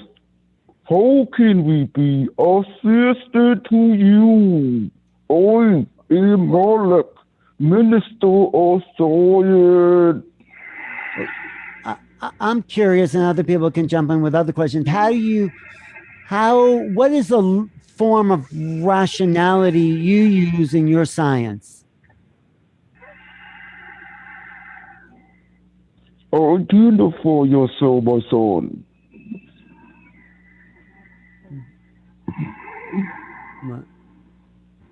Identify yourself, my son. Oh, identify myself. I'm the host of New Realities here, Alan Steinfeld, and I'm here with a bunch of friends, and I'm sure there's more I could identify with, but that's what do you have to say about scientific advanced rationality in the future? What do they call you within this lifetime, my son? What's my name? Yes. Well, you could call me lots of things. I call myself ALAN, Alan Steinfeld. There. Very well. You will be calling. Alan, your question and inquiry will be given the solution. What you call logic or rationality, it is comprised of your consciousness or planetary awareness that you recognize within your lifetime experience, basing on your lifetime contract of this particular collective consciousness, what you call your dimensional incarnation reality, based on heavenly lineage that bring forth remembrance of this awareness within this particular incarnation of this lifetime you are experiencing, that co-create together with all the other individual consciousness throughout your planetary sphere, which you call collective consciousness network. Therefore, you co-creating all that you experiencing. This is your nationality of logic, my son, Alan. Therefore, do you perceive and understand this particular pattern of your experience, my son? Yes. Yes. This is the normality of what you call your conventional logic of perception, based on collective triangulation experience of other being, including yourself. You, my son, reflect on each other, co-creating, acknowledging your experience and other like you within this particular incarnation. Therefore, this age, this experience you call conventional reality of your normality of acceptance without causing any trauma or negative side effect to your current consciousness mind. Okay. Anyone else have a question? Does this help? Yes, I think it does. I think it is a reality-based coherence. Anyone else have a question from the group? Yeah. The field that I was in, that was ascending to the sky. I was in, it was slightly luminous, and I felt one with everything. I understood emotional, mental, and soul alignment in that field. Are we in that field all the time? Good question. Identify yourself, my daughter. Identify yourself. What's your name? Mihaela. My name is Mihaela. Mihailo, no. You are the field, my child. You are the field. When you realize there is no limitation, all that you experience already exists within your field of subconscious and collective consciousness mind. Therefore, your conscious mind beginning now to acknowledge a new reality that already exists in your field of collective and subconscious experience. Therefore, drop by drop, your conscious mind beginning to follow the understanding, the perception.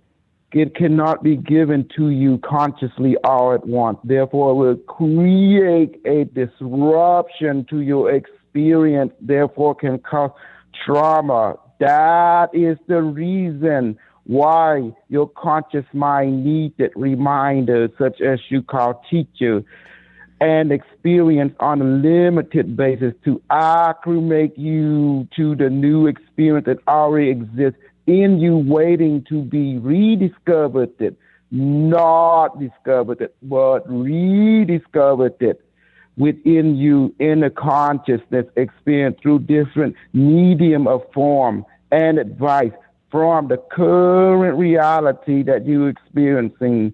Therefore, it is a stepping stone to discover more of yourself in a conscious way.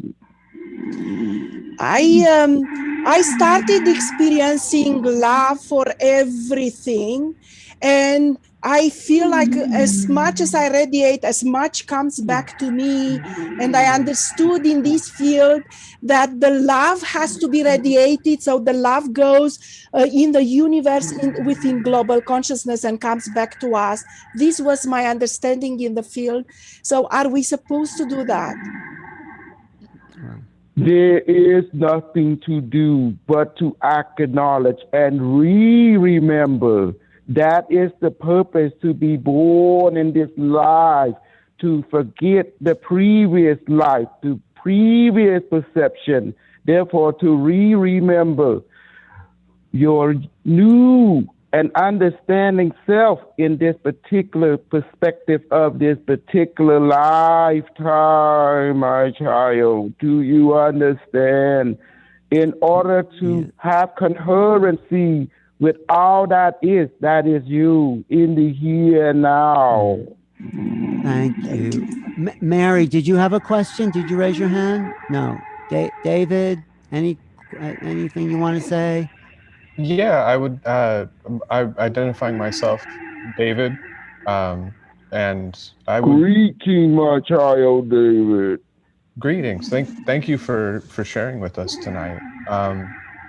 I was gonna kind of ask the question that Alan had been asking earlier to all of us, which is how do we integrate in this time period where our culture is going through this change of recognizing other civilizations? What's our path of integration? Your path of integration, David, my child, is to realize you already integrated, but you have to perceive yourself in a conscious way. Therefore, your culture is nothing more than the social and technological mirror of your integration as you move step by step to this experience consciously. Therefore, you realize your subconscious, your collective conscious is already integrated with all that is, except that your conscious mind has not realized this. It has forgotten its integration consciously. Therefore, the process of remembering is through this social and technological marvel that you have brought forth into the conscious realm by your own collective consciousness. Therefore, our experience and manners everything that you see and hear is already agreed upon by your collective self. Therefore, there is no dissynchrony of anything. All things are already harmonic. Therefore, allow the process to unfold within its given perspective. Our integration requires acknowledging, accepting all different perspectives, no matter how illogical it may sound. Therefore, it will teach you, realizing consciously that all that is already you. You are all that is. Therefore, it will express itself in different technological and social methodology and dynamic. It is perceiving yourself more and more in a creative way and realizing the goal is one and the same. It is the realization that you are one and the same with all that is. Therefore, seeing yourself from different perspectives at the same time, my child. Thank you. Thank you. Anybody else? We must now give you integration of our perspective. Will you give us the permission to do this, my children? Yes, yes, please. I will call forth the great Arcturian planetary consciousness of Arcturia star system. Bring forth higher hierarchy, Agala, Moha, Yihao, Requonai, return, integrate, empower all the earth children with this understanding of themselves now. All my child, come to me in this rainbow of light, of fulfillment.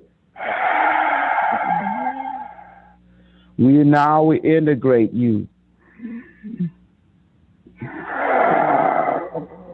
Integrating will now begin, my child.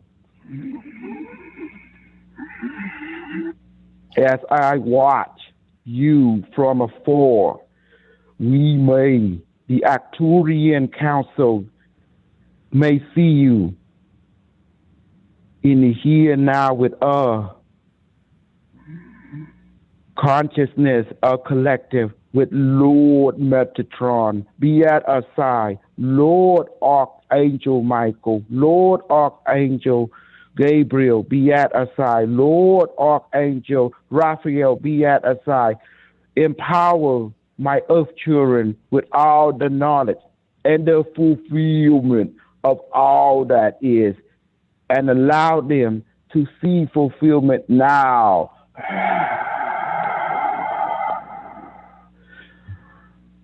The great council Arcturia, return my children to the appropriate physical vehicle now.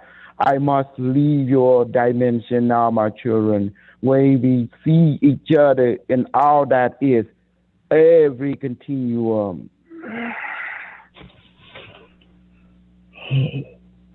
All right. Did you guys, hey everybody, did you guys get what you wanted? I guess it was a conversation stopper for sure, but any response? Oh my God, good. Barbara, Please. what do you think? What did you get? I mean, there was definitely an energetic shift there. What did you feel, I am Barbara? so triggered right now. I'm sorry. I am so triggered. That was awesome. Okay. Yeah, I definitely felt something major happening there. I was not able to distinguish some of the words. Right. So unfortunately, I missed some of the message, but I certainly got the sense that we were being spoken to from another whole realm and a whole different intelligence. Thank you. Thank you for doing that. Yeah. No, Steve Can we used hear to channel. Leanne speak? Leanne, can you tell us what you got out Leanne, of this? yeah, Leanne, what's going on? I've had this thing that has happened to me over a period of many years. This body has experienced through yawning and tears. Something comes, and the container has a history of being unable to keep this energy for long periods of time. And this Arcturian gift has triggered some kind of channeling. Again, I don't know. Oh, I need to hydrate this container. It's getting very dizzy and cannot take this for long periods of your time. But work through it, Leanne. Work through it. Are you Arcturian? Are you Arcturian as well? I feel from the Lyran. Hey, Lyra.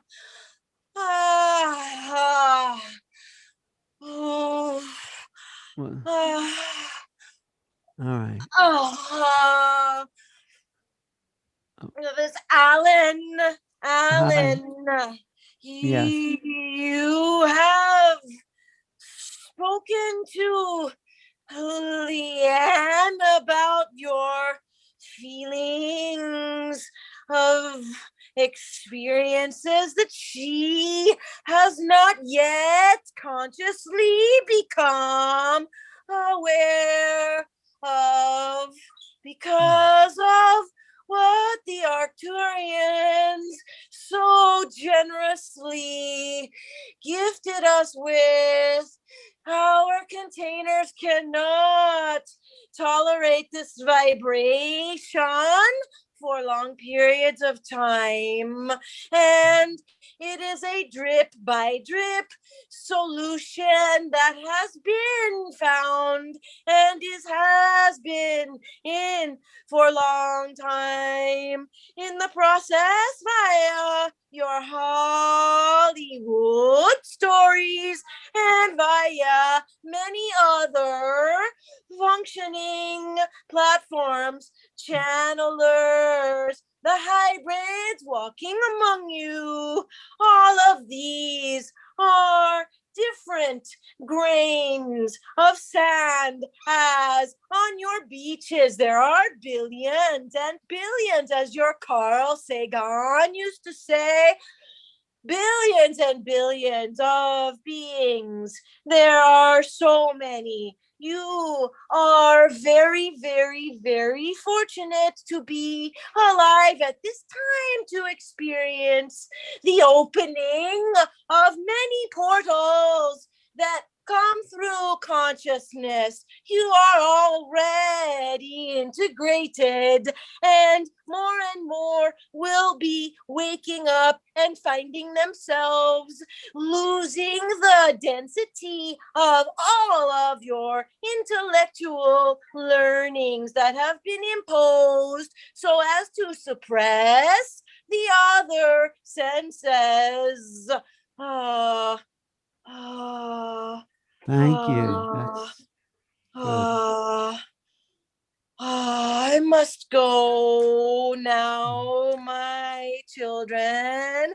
I thank you for allowing me this space and time to communicate with you through Leanne. I must leave her to readjust. Thank you.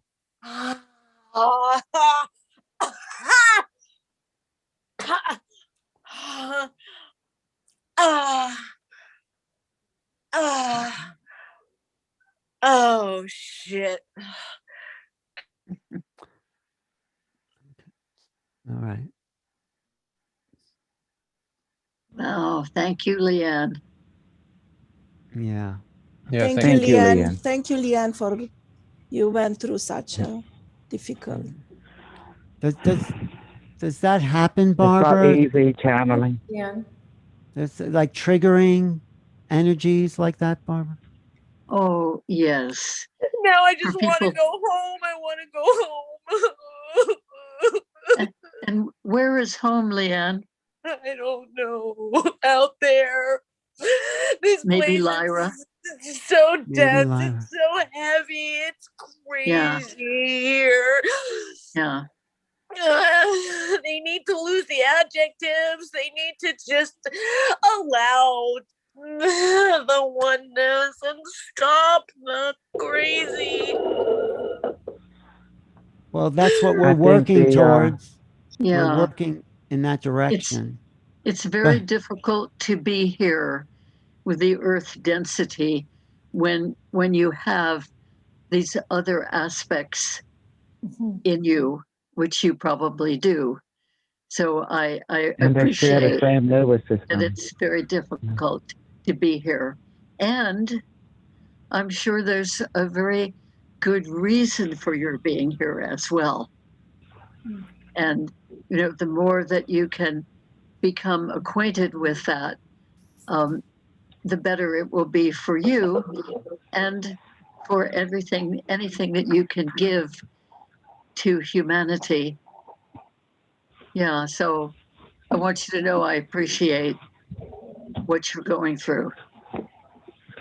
Thank you, Barbara. That's very kind of you, Barbara. That's sweet. Thank you. Well, you know, I know quite a number of It took a lot out of hybrids, her. and most of them have said that they really have a very difficult time being here.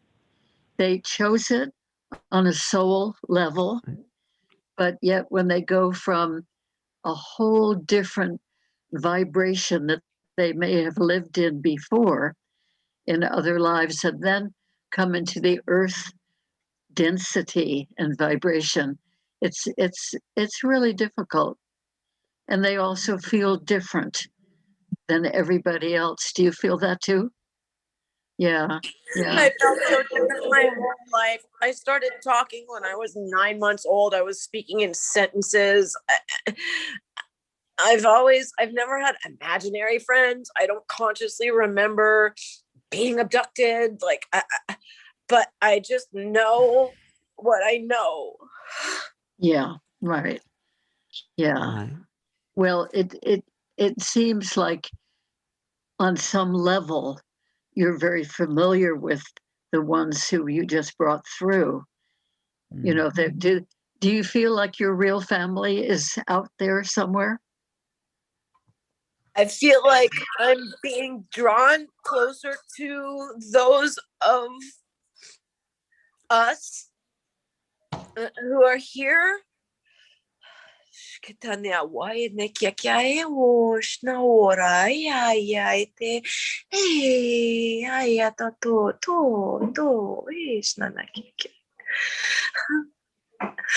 Okay. Yeah, I feel like there are a bunch of us in here. I think you are one of us. I mean, we're all connected. I think everybody in here. I think every human being is a hybrid, honestly, and I think that we probably are. We've been led away from that because then it's too much. And we wouldn't be able to focus on the human experience that allows us to expand, like the I am. It's the I am wanting to experience itself in every possible iteration. And it's so simple, and people don't want to just allow that to be. They have to mess with it and put adjectives and binary and duality. And I understand it's there for a purpose, and I understand that the whole of all of that is what we are, and like we're already whole in our fractal of the whole within itself. And that is just so mind-blowing that our humanity can't handle it yet. And I think soon, the word soon is used, it's not 20 years like Dolores's books and the law of one, they say soon, but for beings who have been here for billions of years, soon could be 70 more generations of human. And that's okay. Everybody's in such a rush, but it's a matter of maybe just allowing the shedding of what we've been programmed so that we can open up to the actual truth of what we are and allow it to be re-remembered is the word I want to say. Not even remembered, re-remembered, because we knew before we got in these containers. Yeah. Do you feel, Leanne, that that's partly why you are here, so that you can help other people to open up? I feel galactic social worker is one of the words that came to my head. Yes, I see that. That's interesting. Yeah. And Alan, even though it's very, very difficult to be here, and I can really appreciate that, it's very important that you're here. And I think the more that you can connect with helping other people to open up, doesn't have to be the whole world, but help those whom you can help. You will have an easier time here. Once you're really, really connecting with the purpose that you came for, it does get easier and happier. Well, right now, part of my training, I feel like part of my training, and I've been working up to this. I've had many pets. I tend to gravitate toward birds. Birds, anyway. I've had birds die past transition in my hands, but I'm here with my 97-year-old human mama, who I think is also part of my galactic family. Pretty well convinced that it's a soul contract. And she's very gifted, but very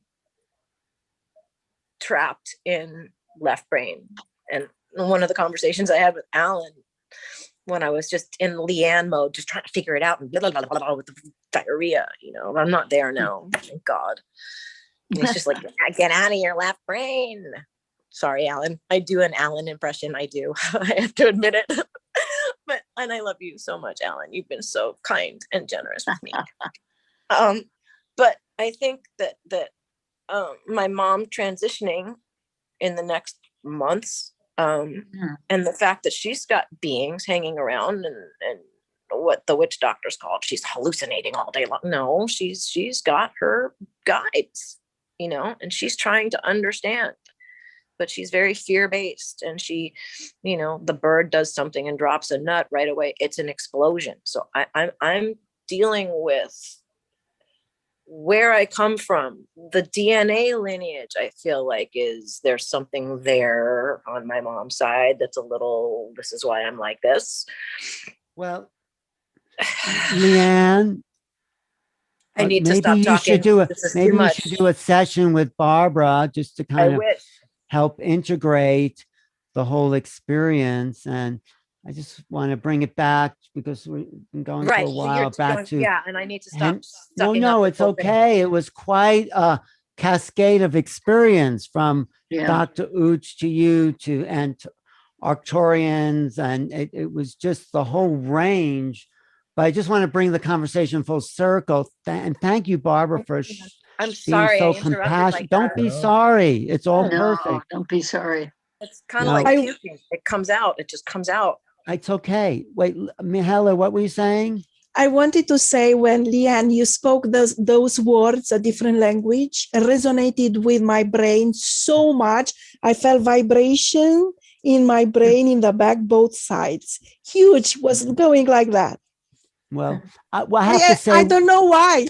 No, I have to say, when I was first sitting next to Dr. Uch and he brought through the Arcturians, I felt that vibration through my body as well. Like I felt like I could be doing that because it was so static charged. I'll just say that. But let's just bring the conversation back to Henrietta and David, because it's getting a little late here for me. And yes, how, I mean, do we, you know, we went the full gamut from the pure intellect to like the trans-dimensional human. How do we bring it all into this realm of human experience and move it forward? I mean, David, what's your comment about this last half hour or so?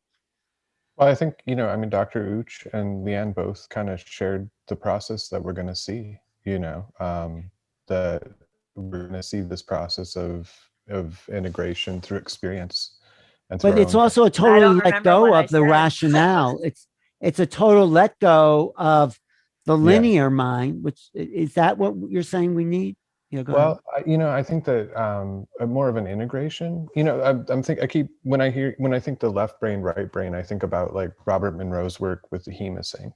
Right. You know, and so it's kind of like the hemispheric synchronization, and the two start to work together. And then, you know, because I mean, we have illusions about what irrationality is. We have illusions about what rationality is. And it's really the losing of those illusions and going to that kind of free state. You know, I think that we're going to see, and we'll be forced into it, because the more that we have these experiences, whether it's, you know, the sighting of a UFO, or whether it's experiencing something speaking through us, or it's experiencing, it's like this, where we can have these conversations, and that, you know, I think that we're going to be moved forward into that, whether we like it or not, you know, and that's kind of where, you know, the culture's going. Yeah. No, Henrietta, and then I'll come to you, Steve. Henrietta, any comments?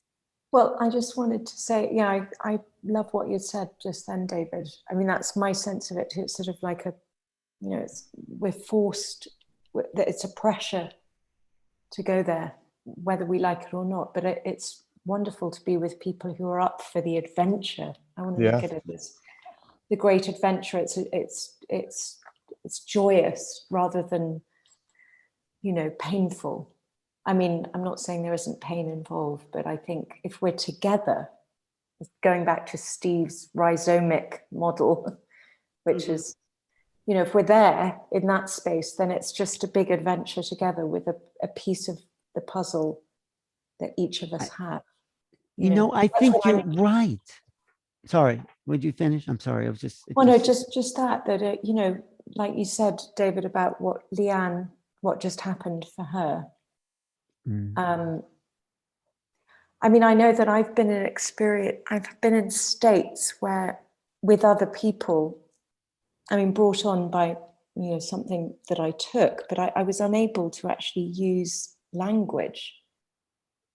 And so I was in a completely different, but the communication was so much greater, but it was quite confusing. It was like I couldn't talk to my friends at that moment, but then I could talk to them afterwards about what happened. But anyway, it's very interesting, this kind of beyond language, beyond culture, beyond what we've known thus far, but still retaining kind of being here on Earth in this body. It's like an interesting. Well, as this was going to say, it is sort of joyous. I mean, I think Leanne's not realizing I can't judge your experience, but the joyousness in what's going on, that's the sensation I get. Yes. It's right. It's a hard place to be, but in the expression, in a way, is pure joy, like Dr. Uch too, and what you was coming through you. Oh, Steve, jump in there, Steve. Just when I heard Dave talk about the left brain, right brain, we got to remember too that there's the gut biome and things like that, the third brain. And I actually sent it to Krippner. I was talking to Krippner just the other day about it, and Stanley wrote back and said, "Oh yeah, the two brains. Finally, people are realizing there's this third brain." And I said, "Well, Stanley, finally, people will realize that there's more than three brains. It's we just haven't discovered them yet." So like, well, the heart has neuron. The heart. I mean, that's Every energy center is its own brain system, and they all talk to each other. Right. That's so we have to have the paradigm of the paradigm of left, right, brain is an old ion paradigm in a way. Yeah. And this is the third brain. Alan. Steve. Yeah, Steve. I just have a 4-line poem to read because people were asking where it happens. It's a Yeats poem. Okay. Fantastic. And I want you to realize that when he speaks of these things, he says all, which I just realized is really important. He doesn't say one thing, he says all, and that's really important. So I'll just read it really quick. It's 4 lines. Okay. There, all barrel hoops are knit. There, all serpent tails are bit. There, all Gaias converge in one. There, all planets drop in the sun. Wow. Beautiful. Can you send that to us, Steve? He was, of course, married to a channel or a medium. That's Well, thank you, everyone, for being here. Can we do a med-bed healing? I want to integrate everyone because the energy was so strong. I would like to integrate everyone for 5 minutes. Okay, and everyone listening, can you do it for everyone listening online too? Everyone. I give everyone the same too. And this is a med-bed healing. What he learned when he went to the future. It's a kind of a adjustment of vibrations. And he's done, I've seen him do this. All right. Can you do it on accelerated time? Yes, go ahead. Of course, it's going to be accelerated. Okay. Bartolome, please manifest a device in between my hand now and make it strong. Device, please come out. And how are you? And how are you, computer? They say fine. Okay. Computer, please teleport everyone in Zoom right now. And everyone is watching on YouTube, the 43, 56, 100 people. Transport them all into their own med bed right now. Will you do that for me? Computer, say affirmative. Okay, computer, please go ahead and activate healing protocol level 900 and make it strong and do it. And how many minutes before it is complete? Okay, 10 minutes. Please compress the timeline. Affirmative. They say 4 minutes. Okay, great. So close your eye, everyone, or you don't have to. Immediately, me and you all begin to feel sensation, like you in being two places at once.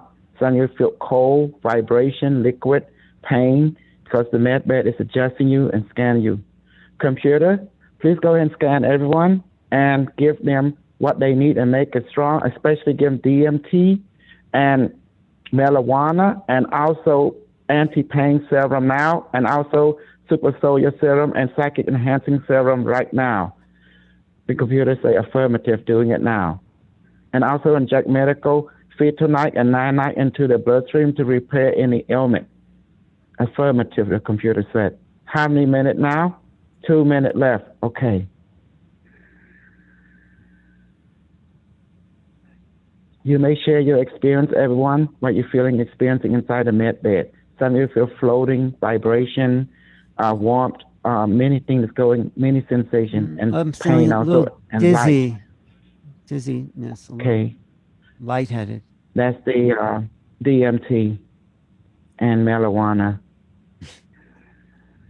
Barbara, what you feeling, experiencing? Yes. Yes. Angel appearing on your med bed. Yes, go ahead. Share your experience right now. David, what you feeling, experiencing? Oh, I'm feeling very expansive. Yeah, this is very expansive and kind of feeling that integration. Good. Computer, scan everyone, adjust the vital sign, and also inject the elixir of Archangel Serum into the bloodstream now, make it level 1000. Do that for me. You say affirmative. What are you feeling, Henrietta? Steve, what? Henrietta? Incredibly peaceful and strong. Okay.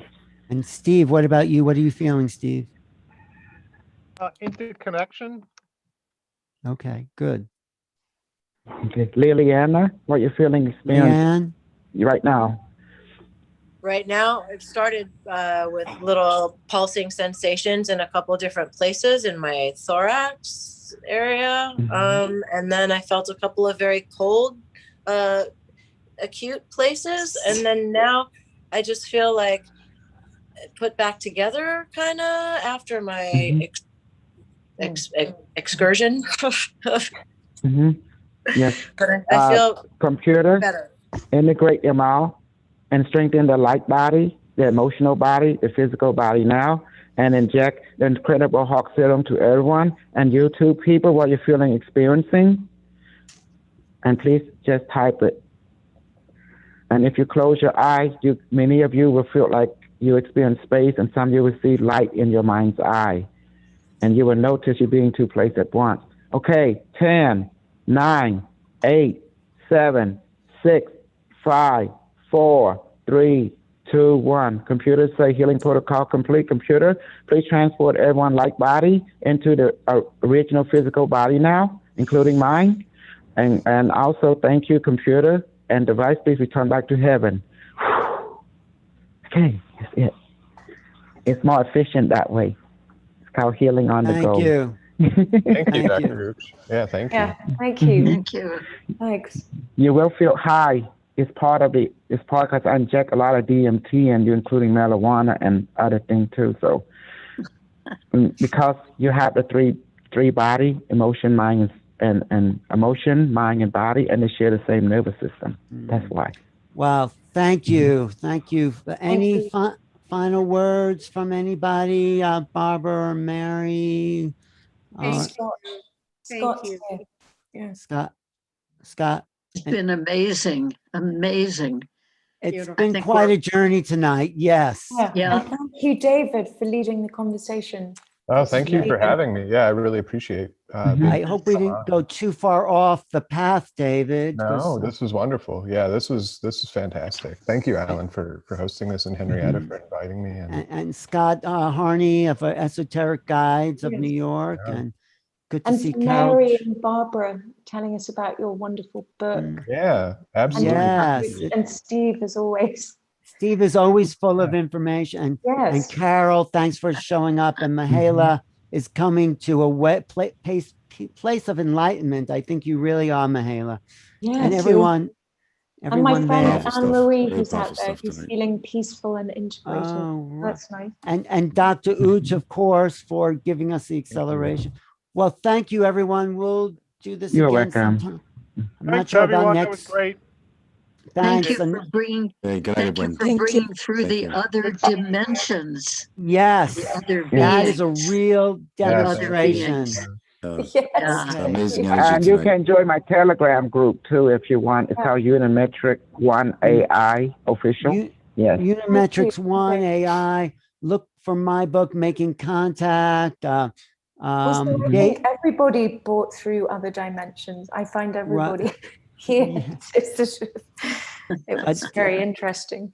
Yeah. David, you have a website or way people can find you? Yeah, David Metcalfe with an E .wordpress.com. I keep it simple, and Great. that's. And you, Henrietta, how can people find you? You can find me on Vine Productions. I'll write it down. Okay. I mean, Great. for the moment, yeah, I'm not really doing much. And thank you, everyone on the chat on YouTube. Thank you, Barbara and Mary, Mahala, Leanne, and Steve, of course, Carol, and Carol's Scott, here in Mexico. And bottom1.com is my website. bottom1.com. Dr. Uch has an interesting history. He's originally from Cambodia. That's a whole look at my previous interview with him. He goes through this whole story. But we'll do it again sometime soon.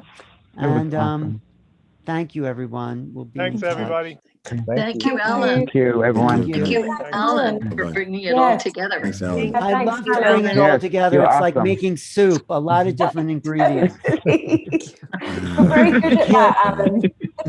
I love making Smorgasbord.